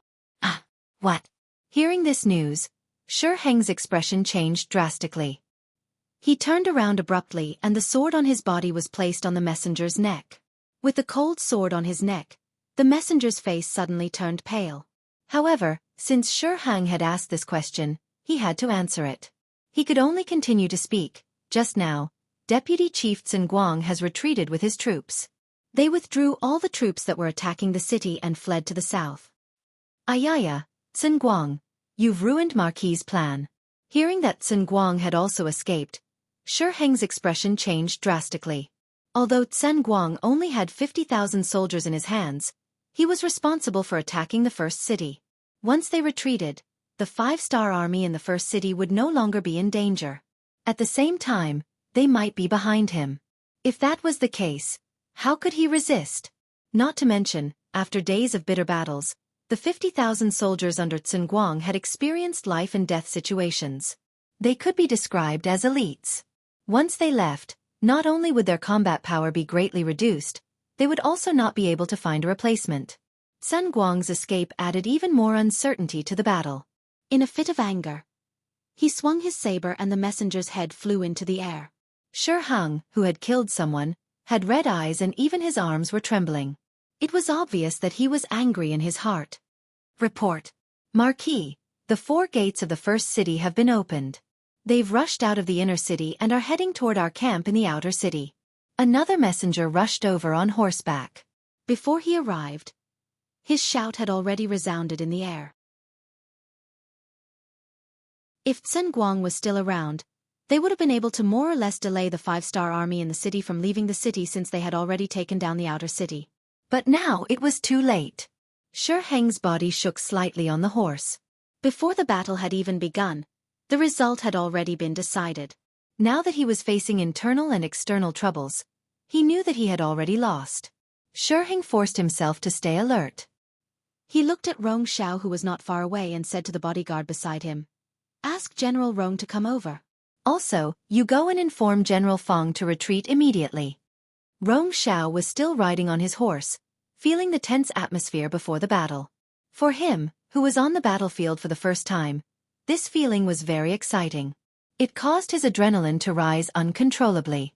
His face also turned a lot redder because of this. "General Rong, Marquis wants to see you." The bodyguard walked over and conveyed Shi Heng's military order. Okay, thank you for your trouble." Rong Xiao was very excited when he heard that Shi Heng wanted to see him. He, who had focused all his attention on the battlefield, did not know what had happened behind the scenes. If he knew, he would not be happy but scared to death. He came in front of Shi Heng with an excited face. He tried his best to appear calm in order to leave the best side of Shi Heng. "Not bad. It's General Rong's first time on the battlefield, yet you're so calm. You truly have the demeanor of a great general." Shi Heng, who was trying his best to raise his spirits, praised Rong Xiao. This time, whether they could successfully escape or not depended on this person. "Thank you, Marquis, for your praise. This is all because of your leadership." Rong Xiao did not dare to take the credit. "Very good. You are not anxious or impatient. Not bad. Since that is the case, I will leave the first battle to you. Can you complete it?" There was no time, and Shi Heng did not want to prepare any more groundwork. He went straight to the point. Hearing that he could be the vanguard, Rong Xiao was very excited. He patted his chest and said, "Marquis, please rest assured. Our swords and arrows want to drink blood. We want to have a taste." "Okay, I approve. You can go. As long as you make a great contribution, Marquis will definitely report it to the Emperor and ask for your reward." Seeing Rong Xiao so set off, Shi Heng's face finally showed a trace of satisfaction. "Thank you, Marquis." Rong Xiao cupped his fists and said gratefully. He then turned around and rode away. He did not know that once he left, he would never return. "Let's retreat." After looking at Rong Xiao's back, Shi Heng turned around and left. War was like this. It was either you die or I live. In order to survive, he could only sacrifice Rong Xiao and his 100,000 troops. On the other side, Shi Heng's order also reached the ears of Liaodong Iron Cavalry General Fang Dingshan. "You want us to retreat? What the hell?" Fang Dingshan, who had long been prepared to compete with the 5-star troop, was obviously unhappy. He looked at the messenger with a glint in his eyes and a murderous aura exuded from his body. "General, this is Marquis' order. The messenger thought for a moment and was afraid that Fong Dingshan would vent his anger on him.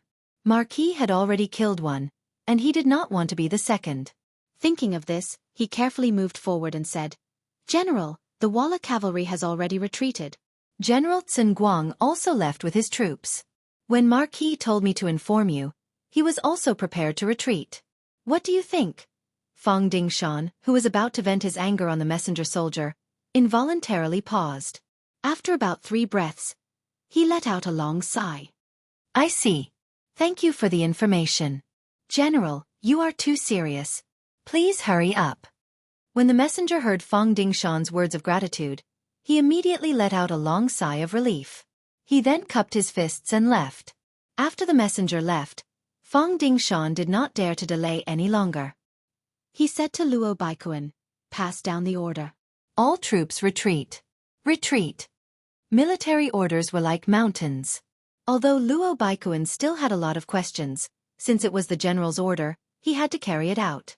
After he agreed, he ordered the 70,000 Liaodong cavalry to retreat in echelons. Elites were indeed elites. Even when they were retreating, they were still orderly. Compared to the army led by Shi Hang and Sun Guang who were fleeing in panic, they were much better. The 5-star army had arrived. According to yesterday's agreement, they launched a general attack at 3 in the morning. Hundreds of thousands of soldiers outside the city and tens of thousands of soldiers inside the city launched an attack together. If Shi Hang could have predicted this, or if he could have remained calm in the face of danger, with his advantage in numbers and the cooperation with the Wara cavalry, he might not have lost the battle. On the contrary, as long as he persevered, victory was not impossible. After all, the provisions of the new army in the beginning city had been used up. Just this morning, Xianxia took out all the food he had stored and made a delicious meal for the soldiers. It was as if he was going to break the axe and sink the boat. If such an opponent could be suppressed, it would only take a long time for the morale to drop, and it would be time for a counterattack. Unfortunately, under a series of small actions and preparations, Baiming and Walla could not be of one mind, let alone fight the enemy together. When he learned that the 5-star army suddenly appeared in the east and north and began to attack, leader Yeshen decisively gave the order to retreat. He could not guarantee that when the 5-star army arrived, the Baiming army could not be relied on. He would never put his hopes on the so-called allies, especially those who were not reliable.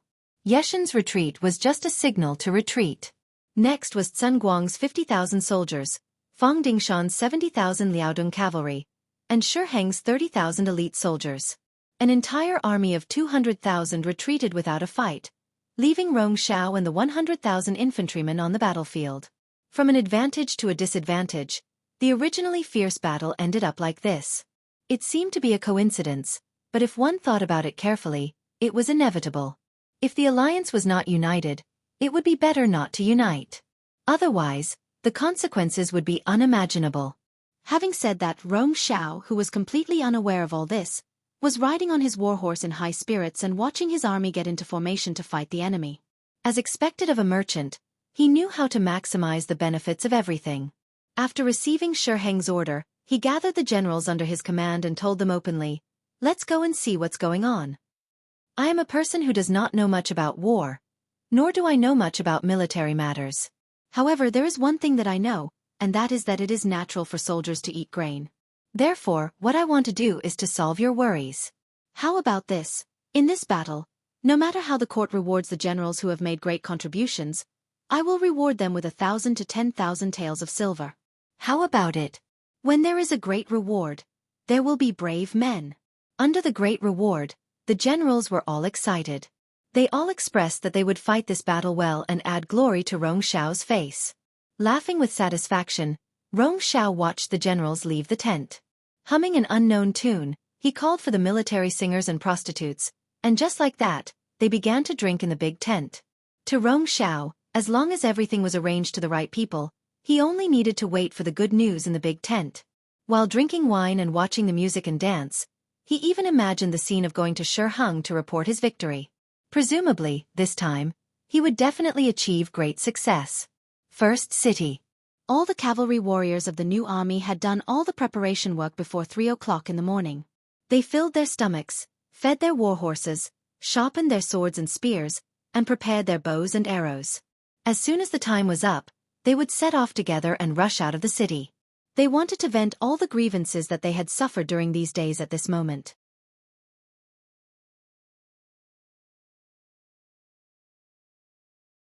Chapter 1182. As the commander of the army, Tiger's man wore an eye-catching purple cloak. It was the unique symbol of a first-rank officer. At this moment, he was also riding on a horse with a scimitar in his hand. He had given the order for the entire army to charge. According to the plan, the 5-star army outside the city would attack half an hour before the hour of the 5-star army. After all, the distance between the two sides was quite far and it would take some time for them to rush over. The 5-star army inside the city would only need to wait for the hour of the 5-star army to pass before launching their attack. Just as the hour of the 5-star army passed by and Tiger's man was prepared to charge into the city, the scouts suddenly sent a message saying that the Beiming army on the outer city gate was beginning to retreat. What's going on? How is this possible? Tiger's man said with a face of disbelief. The war hadn't officially begun yet. How could the Beiming army retreat? Suspecting that this was a trap, Tiger's man personally led a group of generals to the inner city gate tower. As expected, they saw the Beiming soldiers fleeing in panic. Through the binoculars, they could clearly see the Beiming army soldiers on the outer city gate tower quickly rushing down the city. Some people even threw the Beiming dragon flag in their hands to the ground in order to save time.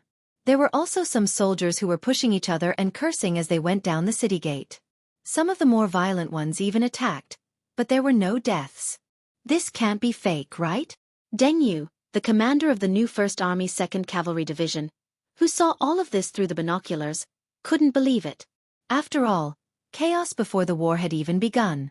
This didn't make sense, so it was normal to think more about it. Fake? If this is all an act by the Beiming army for us to see, then I can only say that they shot themselves in the foot. What's so scary about an army without any morale? How could they be a match for our new 1st Army?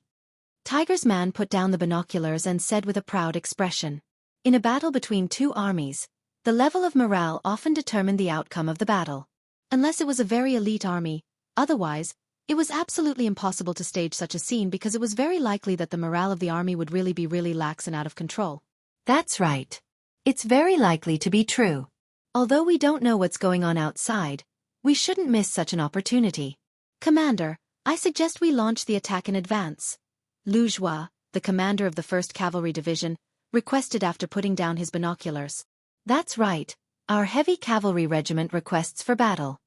Regiment Commander Windchaser said. Our light cavalry regiment is fast, we also request to fight. Commander Ma Xiangshan did not forget the last time they encountered the Liaodong Iron Cavalry that retreated without a fight. Although there was a military order for him to retreat at that time, and although it seemed that the order was correct, it was still a humiliation to him and the light cavalry regiment. Even in his dreams, he wanted to take revenge. Our reconnaissance regiment also requests to fight. Regiment Commander Ding Shan also stood up. Okay. Seeing that it was about to become a mobilization meeting, Tiger's mane quickly waved his hand. Since everyone is so full of fighting spirit, then I don't think there's any need to prioritize. Let's go out in 4 cities. In short, we have to go all out and defeat the enemy. Yes. There was no need to fight. Everyone could go out of the city with the fastest speed to join the battle. The Tiger generals were all eager to try, and their faces were full of murderous intent. Next, the generals rushed down the city. Then, the 4 main city gates of the first city, which led to the outside world, were all opened. Then, the vast cavalry army rushed out and rushed to the barracks behind Rong Xiao's army, which was not prepared. After receiving Rong Xiao's promise of a heavy reward, the generals were full of fighting spirit. Because of this, they all wanted to make the first contribution. The generals who were supposed to be in charge of the security at the rear also moved their troops to the front. In this way, they could find an opportunity for themselves. It was precisely this kind of move that made their rear seem very empty. When the new cavalry army rushed out of the inner city, smoothly passed through the outer city, and arrived at the rear of the Beiming army, they did not encounter any decent resistance at all. Although the division commanders and regimental commanders were also very curious as to why such a result occurred, they did not stop attacking. Instead, when they arrived at the rear of Rong Xiao's army and saw that the enemy's rear was undefended, one by one, they pounced forward like wolves and tigers. They did not care why such a fatal loophole appeared in the Baiming army. They only knew that if they did not take advantage of the situation, they would be bastards. Since the enemy was not prepared, they only needed to charge forward. They would definitely not greet the enemy first and give the enemy time to prepare for battle. As a result, the Baiming army was in a tragic situation. Suddenly, tens of thousands of cavalrymen from the five-star army appeared behind them. It was as if the heavens had descended from the sky. Several Baiming army that had reached tens of thousands of soldiers were almost defeated after being stabbed in the butt. This kind of defeat quickly affected the other Baiming army nearby. Some generals even did not know what to do with their troops. Should they prepare their bows and arrows to kill the five-star army? Or should they turn around and deal with the five-star army that had suddenly appeared behind them? Even the generals could not make a decision at the first moment. The soldiers below were even more chaotic. Many soldiers had fled before the battle. There were also many people who were smart enough to kneel on the spot and raise their weapons high. They were already prepared to surrender. 100,000 soldiers. Although it seemed like a lot if they really fought, it would be difficult to kill them all even after a day and a night. However, when the thoughts of surrendering and fleeing took over, it was not that difficult to deal with. In less than an hour, the army began to collapse. When the five-star army arrived in front of them, it did not take much effort for them to easily obtain victory. The 1st Cavalry Division was the most outstanding cavalry. Under the leadership of Division Commander Jianghu, they were the first batch of five-star army cavalrymen to charge into the Baiming army. The original 10,000 soldiers had now expanded to 20,000 under Yang Qindong's special permission. This was also their first battle after the expansion. Division Commander Tianhu's request for everyone was to perform well, especially the veterans. They had to set an example for the new recruits and let them know what it meant to be invincible and invincible. When the 20,000 cavalrymen rushed over excitedly, they saw that the Baiming army was basically defenseless. The scene of kneeling and surrendering was so spectacular and so ironic. Even Division Commander Tianhu, who had experienced countless bitter battles, did not know how to describe what he was seeing at this moment. Division Commander, what is going on? 1st Cavalry Division Commander Mu rode to Tianhu's side and scratched his head with a confused expression. Not only Commander Mu but even Tianhu himself did not know what was going on. However, he was still a division commander and had been placed in an important position by Yang Qindong. His ability to adapt was still very strong. After a short moment of hesitation he said, "Let's not care about that. We will continue the pursuit as planned. As for these captives, let the people behind us deal with them." The 1st Cavalry Division was the strongest cavalry division. What they should be doing was searching for the strongest opponent that matched their status, not standing here and receiving captives. After Tianhu gave the order, the 20,000 cavalrymen leaped over the captives and continued to charge forward as if they did not see them. Even when they passed by Rong Xiao's camp, they did not have any intention of stopping. Following closely behind were the new army and the Liaodong Cavalry Division. They only stopped for a moment before making the same decision as the 1st Cavalry Division. They let go of the Baiming captives and continued to chase forward. Before they came, Yang Qindong had personally given the order that their opponents this time were the Walla Cavalry and the 70,000 Liaodong Cavalry of Baiming. As long as they dealt a heavy blow to them, the five-star army would have no opponents on the grasslands in the future. This would be a great achievement.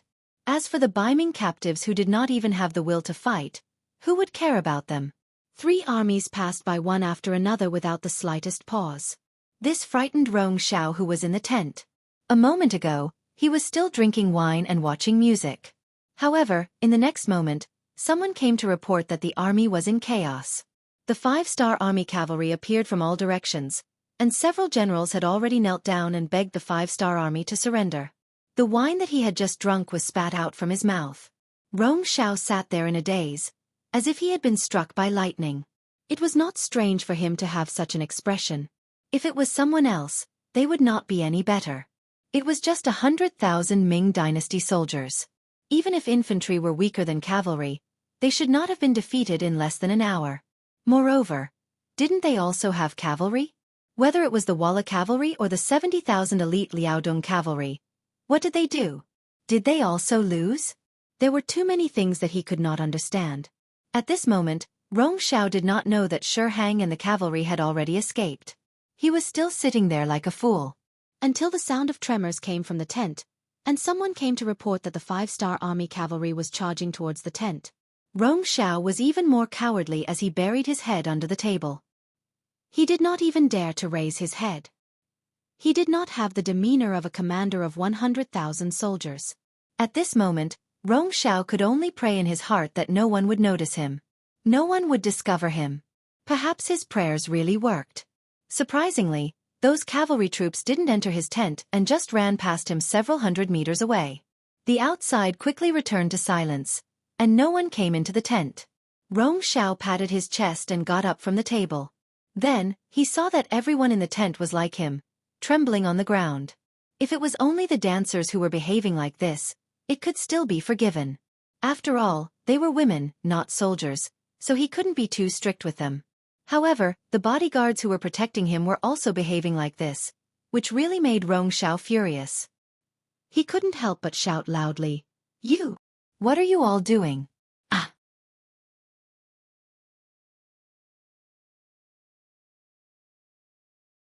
Chapter 1183.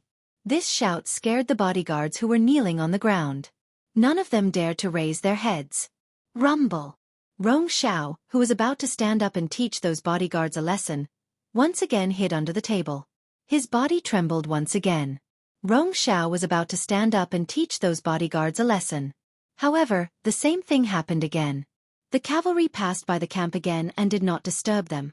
When everything quieted down, Rong Xiao lifted his head from the desk and saw that the bodyguards were still in the same position. He was furious. Just as he was about to scold them, the cavalryman came again, forcing him to bury his head in his chest again. This repeated 3 times. It was the 1st Cavalry Division, the New Army, and the Liaodong Cavalry Reinforced Regiment that passed by. This scared Rong Xiao 3 times, but it also made him more courageous. Holding a sharp long sword in his hand, he stood up. He wanted to kill 1 or 2 of the bodyguards. He wanted to remind the others that he was the master. When there was danger, they should protect him and not just care about their own lives. Another rumbling sound rang out, but to Rong Xiao, who had already experienced it 3 times, it no longer had any effect of intimidating him. However, just when he thought that the cavalry would pass by safely, the footsteps outside the tent were getting closer and closer. Then, the curtain of the tent was opened from the outside. The commander of the 1st Cavalry Division, Lu Zhua, walked in with a group of soldiers. They had also seen some tents here and had come to search them out of curiosity. As a new army that had guarded the city for several months and been trapped for more than a year, their combat strength had dropped a level due to the lack of nutrition. Yang Qindong took this into consideration and ordered them to stay and clean up the battlefield. It was the easiest job. The 1st Cavalry Division of the new army was in charge of capturing prisoners in this area.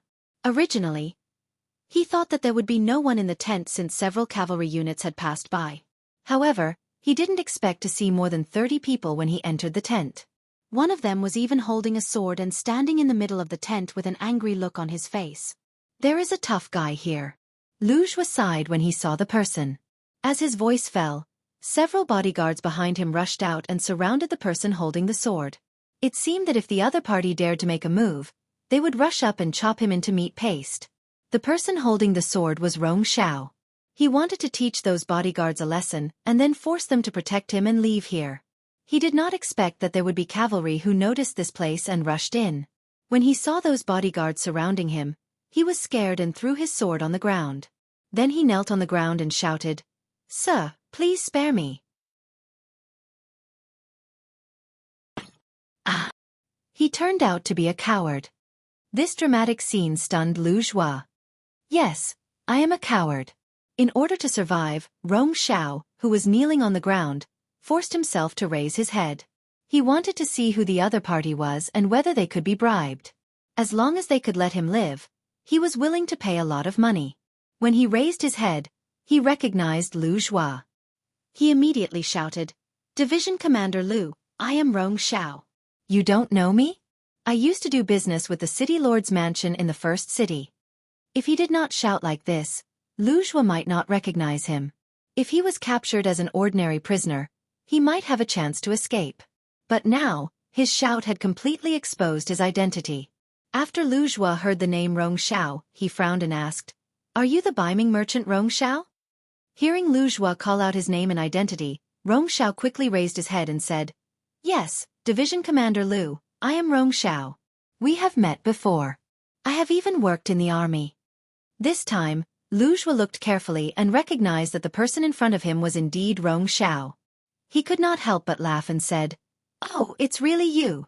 Come, get up quickly." As he spoke, he walked over and made a gesture of supporting him with both hands. Receiving such treatment, Rong Xiao's face was naturally filled with joy. He stood up with a smile on his face. But soon, this smile froze on his face because the next moment, a heavy punch hit his lower abdomen. With just one punch, he vomited all the food that he had just eaten. Rong Xiao's name could be said to be well known in the beginning city. Unfortunately, it was not a good reputation, but a bad reputation. It was this person who became Biming's lackey. He first persuaded Su Yuan and forced the entire new Second Army to surrender to Biming. For this matter, Commander Tiger's Mane had given a strict order that if one day they could catch Rong Xiao, they should not be polite to him. Lu Zhua naturally remembered this in his heart. He thought that this person was still abusing his power in Shaojing City. He never thought that he would meet him here. How could he be polite? Of course, he would teach him a lesson first. The miserable Rong Xiao was beaten up by Lu Zhua on the spot. He knelt on the ground and vomited. He did not even have the strength to stand up. Lu Zhua stopped and said to the soldiers beside him, "Come, lift him up and send him to Bugnam of Gojoseon for punishment." Without a leader, the 100,000 Biming army could not form an effective resistance. Even if some of the Biming army generals wanted to resist and make contributions, they could only resist for a few hours under the crazy attack of the 5-star army cavalry. In the end, they could not escape the fate of being surrounded and surrendered. Yang Chendong appeared at the gate of the first city with 1,000 black cavalry at noon. The first thing he saw was the captives of the Biming army and the money and supplies that they did not have time to transport when they escaped. "Young master, it's a big harvest." Beta Persei looked at all this with a grin. Yang Chendong was also in a good mood. He thought that with 70,000 Liaodong Iron Cavalry and 50,000 Walla Elite Cavalry, even if they won this battle, they would have to pay a certain price. He did not expect that Shi Hung was so afraid of death that he escaped so quickly. This was naturally because of the previous strategies that worked, but it also had a lot to do with the incompetence of the commander of the Biming army. Young master. Not far away, a group of cavalry galloped over, and the shout could be heard clearly even though it was still far away. "It's Tiger's Head." Beta Persei had good eyesight and recognized the person who came. He was also excited. It had been more than 2 years since the last time they were separated. Anyone would be excited to see each other again. Especially Tiger's Mane, who came over on horseback, jumped off his horse when he was still more than 10 meters away from Yang Chendong and ran over. Facing this errand boy and servant who had accompanied him since he was a child, Yang Chendong was also filled with emotions, and his eyes involuntarily became gentle. "Young master, you're finally here." Tiger's Mane, who fell 10 feet in front of White Dragon, couldn't help but cry. "Quick, help Tiger's Head up." Yang Chendong couldn't stand to say this the most. He could see tens of thousands of soldiers fighting and even dying on the battlefield, but he just couldn't bear to see these men in tears. Beta Persei dismounted from his horse and helped Tiger's Mane, who was kneeling on the ground, up. Tiger's Mane, who seemed to have just calmed down, burst into tears again because of Yang Chendong's words, "You've worked hard." Unlike parting, Tiger's Mane was a person who would rather break than bend. He had even prepared to live and die with the first city. He also thought that he would never see the young master again in his life. At this time, seeing him again, one could imagine how excited he was. "Young master, you're becoming more and more mature and charming," Tiger's Mane couldn't help but say after looking up and sizing up Yang Chendong. When he first entered the capital of the Great Ming Dynasty, Yang Chendong was only a young man who was less than 20 years old. But now, he was nearly 30 years old and was a mature middle-aged man. Even the corners of his mouth had grown a beard. How could people not be moved? "Haha, Tiger's Mane, your flattery skills have also improved." With Yang Chendong's laughter, the atmosphere at the scene suddenly became much more cheerful. After Tiger's Mane, Yang Si, Yu Mian, and the others came to greet him one by one.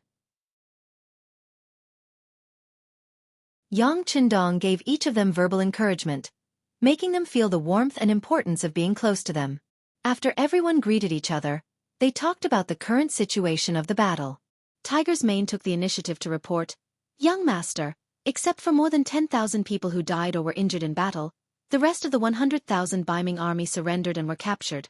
Among them, the commander-in-chief, Rong Xiao, was also captured alive by us. You can do whatever you want with him." "Very good." Yang Qindong nodded happily. "This battle is much smoother than I thought. Everyone has put in a lot of effort and should be rewarded." Hehehe. Everyone chuckled when they heard this. However, only one person had a straight face. When he saw that Yang Qindong seemed to be in a good mood, he suddenly stepped forward and said, "King, I don't want to be rewarded. I only request to participate in the hunting mission. Please allow it." The person who spoke was the commander of the new light cavalry, Ma Xiangshan. It was obvious that he was still angry about being stopped by the Liaodong cavalry. This time, he wanted to take revenge. When Ma Xiangshan first met Yang Qindong, they were still at High Town. At that time, he had shown his strength and questioned Yang Qindong's horsemanship. In the end, it ended with the white dragon being subdued. After not seeing each other for many years, the moment he opened his mouth, it was as if he was in a difficult position. Tiger's Mane, Yang Si, Yu Mian, and the others were all shocked and angrily rebuked him. Today, Yang Qindong was no longer the Yang Qindong of High Town. He was now the Bugnam of Gojoseon. The territory he had was comparable to the Great Ming Dynasty, and the number of troops he had was enough to dominate the Great Ming Dynasty. How could he allow others to question the military plans he made? If Yang Qindong became angry and punished Ma Xiangshan, no one would be able to say anything.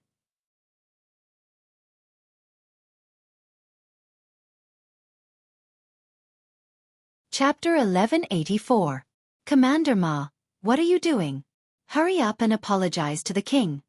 Tiger's Mane was the first to speak. It was clear that he still cared for and valued this person.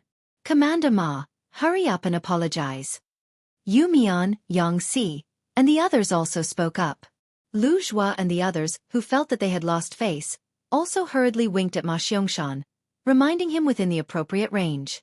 Seeing that everyone was reprimanding him and showing concern for him, Ma Xiangshan realized that he had caused trouble. Yang Qindong was not Tiger's Mane, who could voice out his opinions in person. He immediately knelt on the ground and kowtowed to Yang Qindong. "King, please forgive the subordinate's reckless words. Young master, you see, Ma Xiangshan's temper is like this. He speaks without thinking. In fact, he doesn't mean anything else, and he doesn't mean to question your decision. Please forgive his reckless behavior." Yes, Commander Ma is usually a good person.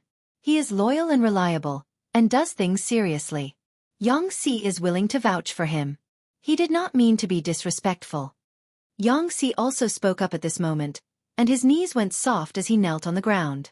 The originally happy and harmonious scene instantly became like this. Everyone didn't even dare to breathe loudly. Yang Qindong's expression did not change, but he lamented in his heart. In the past, he always heard people say that it was lonely at the top and that an emperor would not have any friends. He never believed it. However, everything that happened in front of him vividly taught him a lesson. It made him understand that now everyone was actively keeping a distance from him. This might be a show of respect. However, from now on, it would not be so easy for him to be friends with these people and hear some truth. "Young master, look." Seeing that Yang Qindong did not speak for a long time and even his brother Yang Si was kneeling on the ground to plead for Ma Xiangshan, Beta Persei finally could not hold it in anymore. He asked tentatively in a low voice with a pleading expression on his face. "Puchi." When Yang Qindong saw Beta Persei's reaction, he finally could not help but laugh out loud. He then pointed at the crowd and said, "What are you doing? What are you all doing? Do you really think that just because I, the young master, am in a higher position, will become estranged?" Commander Ma only gave a suggestion. "He didn't do anything. Why should I punish him? Why don't you all get up?" Yang Qindong said with a smile on his face. Obviously, he was not angry. Tiger's Man and the others let out a sigh of relief, but at the same time, they did not deliberately remind Ma Xiangshan to thank him. Ma Xiangshan was very clear that his actions just now were very uncomfortable. This time, his apology was sincere. Your Majesty, it's all my fault. I didn't think before speaking. Thank you for your forgiveness. Well, it's not a big deal. Besides, Commander Ma gave a military suggestion. This is what a military officer should do. There's nothing wrong with it. Not to mention, it's very reasonable. We sent too few cavalry to chase after them. Since the new army is made up of cavalry, of course, they should perform better. Not only was Yang Qindong not angry, but he also took the initiative to say what everyone wanted to say. For a moment, everyone's eyes gathered on him again. According to the military action plan that Yang Qindong had previously set, considering that the new army had been fighting for so many days, once the battle started and they broke through the joint defense line of the Baiming army and the Walla army, what they had to do was to capture prisoners and clean up the battlefield. Relatively speaking, this task was the easiest and safest. It was also beneficial for the new army to quickly recover their strength. But now, the Baiming army's front line was broken through so easily. This was really beyond Yang Qindong's expectations. Because of this, some changes could be made to the previous military plan. Noticing that everyone was looking at him with hopeful eyes, Yang Qindong asked seriously, "After being besieged for so long, and with the lack of food, are you sure that your strength hasn't declined and you can participate in the next tough battle?" "No problem." In just an instant, all the division-level generals of the new army spoke in unison. Ignoring everyone's answer, Yang Qindong's eyes fell on Tiger's mane. He wanted to hear his opinion. He didn't want to blindly agree because these people wanted to show off. Once there was a problem, it would be a big problem. Tiger's mane obviously understood what Yang Qindong meant. He didn't answer immediately. Instead, he lowered his head and pondered for a moment. Then, he raised his head and said, "Young master, most of them don't have any problems. Although the siege seems dangerous, as cavalry, they don't really have many opportunities to go up the city tower. In addition, Xianxia took out the stored food half a month ago. During this period of time, everyone's physical strength has been replenished. They can accept the mission of continuous battle." "Well, you said that most of them don't have any problems. That means that some of them have problems. Tell me, which divisions need to stay behind?" Yang Qindong understood the hidden meaning in Tiger's mane's words. He also needed someone to stay behind to clean up the battlefield and look after the prisoners. He couldn't let the new army rush up at once. If that happened, what would happen to the safety of the beginning city? "Yes, young master. I personally think that the 1st Cavalry Division and the 2nd Cavalry Division should stay behind. The other divisions can join the battle immediately." Tiger's mane didn't even turn his head. He could even imagine that his subordinates would definitely look at him with hopeful gazes. However, it was good to want to render meritorious service. However, if they didn't have enough strength and forcefully stood out, it wouldn't be meritorious service but courting death. When he mentioned the 1st Cavalry Division and the 2nd Cavalry Division, Lu Zhua and Deng Yu's expressions immediately became very ugly. However, they had nothing to say. Previously, when they were defending the city, the 70,000 soldiers that Xianxia had prepared couldn't hold on any longer. The two divisions even abandoned their horses and rushed up the city tower. Only then did they protect the city. Because of this, their losses weren't small. Now, it was most appropriate for them to stay behind to defend the city and look after the prisoners. After Tiger's mane finished speaking, no one objected. Yang Qindong knew that this should be a result that everyone could accept. He immediately said, "Very good. If that's the case, the 1st Cavalry Division and the 2nd Cavalry Division will stay behind. Heavy Cavalry Regiment, listen to my orders. You are ordered to wander around Tulu City. If you find any Baiming army that wants to come out, fight them back. If there are too many enemy soldiers, you can return to the beginning city at any time to ask for reinforcements." "Yes." The Heavy Cavalry Regiment's commander, Windchaser, immediately agreed excitedly. "Light Cavalry Regiment and Reconnaissance Regiment, rest for a while. After that, you will set off with this king and kill your way to the Hanoi area. This time, we will make the Wara Wara pay the price. I want Yeshin's head." Yang Qindong's voice became louder and louder as he spoke. The two commanders, Ma Xiangshan and Ding Shan, immediately agreed loudly. As the war went surprisingly smoothly, Yang Qindong's vision was no longer limited to taking back the lost cities. Instead, He wanted to make a crusade against his enemies and opponents. And this time, his target was the leader of the Wara Wara, Yes-hen. Although Bai Ming was also an opponent, after all, they had a deep foundation and were powerful. If he tangled with them now, he didn't know how many troops and time he would have to invest. This was not in line with Yang Qindong's current development goal. It was better to let go of the opponent first and clench his fists to deal with Yes-hen first. Of course, if Bai Ming didn't know what was good for them and still came out to mess things up, then he didn't mind fighting a few more battles with them. The new army's military plan had been adjusted. Everyone went to prepare. Using these few hours of reorganization, Yang Qindong came to the big tent outside the city. He separately received the Far Eastern Army's commander Chen Bo, Mabei Division's commander Xian Hong Hai, Na Raizong and the Mongolian generals who had joined the Five-Star Army. During the process of receiving them, Yang Qindong gave full recognition and praise to everyone's performance, making every general feel a sense of importance. When everyone walked out of the tent, their faces were full of satisfaction and excitement. Especially at the end, when Yang Qindong sacrificed himself to analyze the situation for them, it made them have a clearer understanding of the next step and plan. For example, the Far Eastern Army's commander Chen Bo, Yang Qindong straightforwardly asked him to rush back to the Far Eastern province. The environment there was complicated, and they couldn't lack the deterrence of the army. Of course, this time, they didn't come in vain. After the supply line was opened, soon new supplies would be sent from the sea through the Liaodong region. This time, when Chen Bo and the others returned, they could send a large number of logistical supplies back. This would play a very positive role in speeding up the development of the Far Eastern province. Sixth young master, I will leave you a division. Next, we will deal with Yes-hen of the Wara. He is not an easy person to deal with. Of course, the more the better. I also want to let my soldiers see the true style of the Five-Star Army's cavalry. Chen Bo was in favor of withdrawing the army back to the Far Eastern province. Originally, this time, he came here to launch a surprise attack and rescue the heavily injured Mo Bay City and Shur City. Now that the mission was completed, of course, he had to go back. However, he still hoped to leave a division behind so that they could learn more from Yang Qindong. In the face of Chen Bo's request, Yang Qindong thought about it for a while and agreed. No matter what, he was still the commander of an army. Moreover, he stayed in that bitter cold place all year round. If he made a request, he would have to fulfill it. After Chen Bo left a division behind, Narisong was also allowed to bring 20,000 Mongolian cavalry to participate in the next battle. Yang Qindong only had one request for him, and that was to follow orders. Since those small Mongolian tribes wanted to have a share of the pie in the war, they must obey orders and follow orders. If they couldn't do this, then they should leave as soon as possible. Now, Xianxia didn't have to rely on these small Mongolian tribes. You're tuning in to the Wisdom Diary YouTube channel.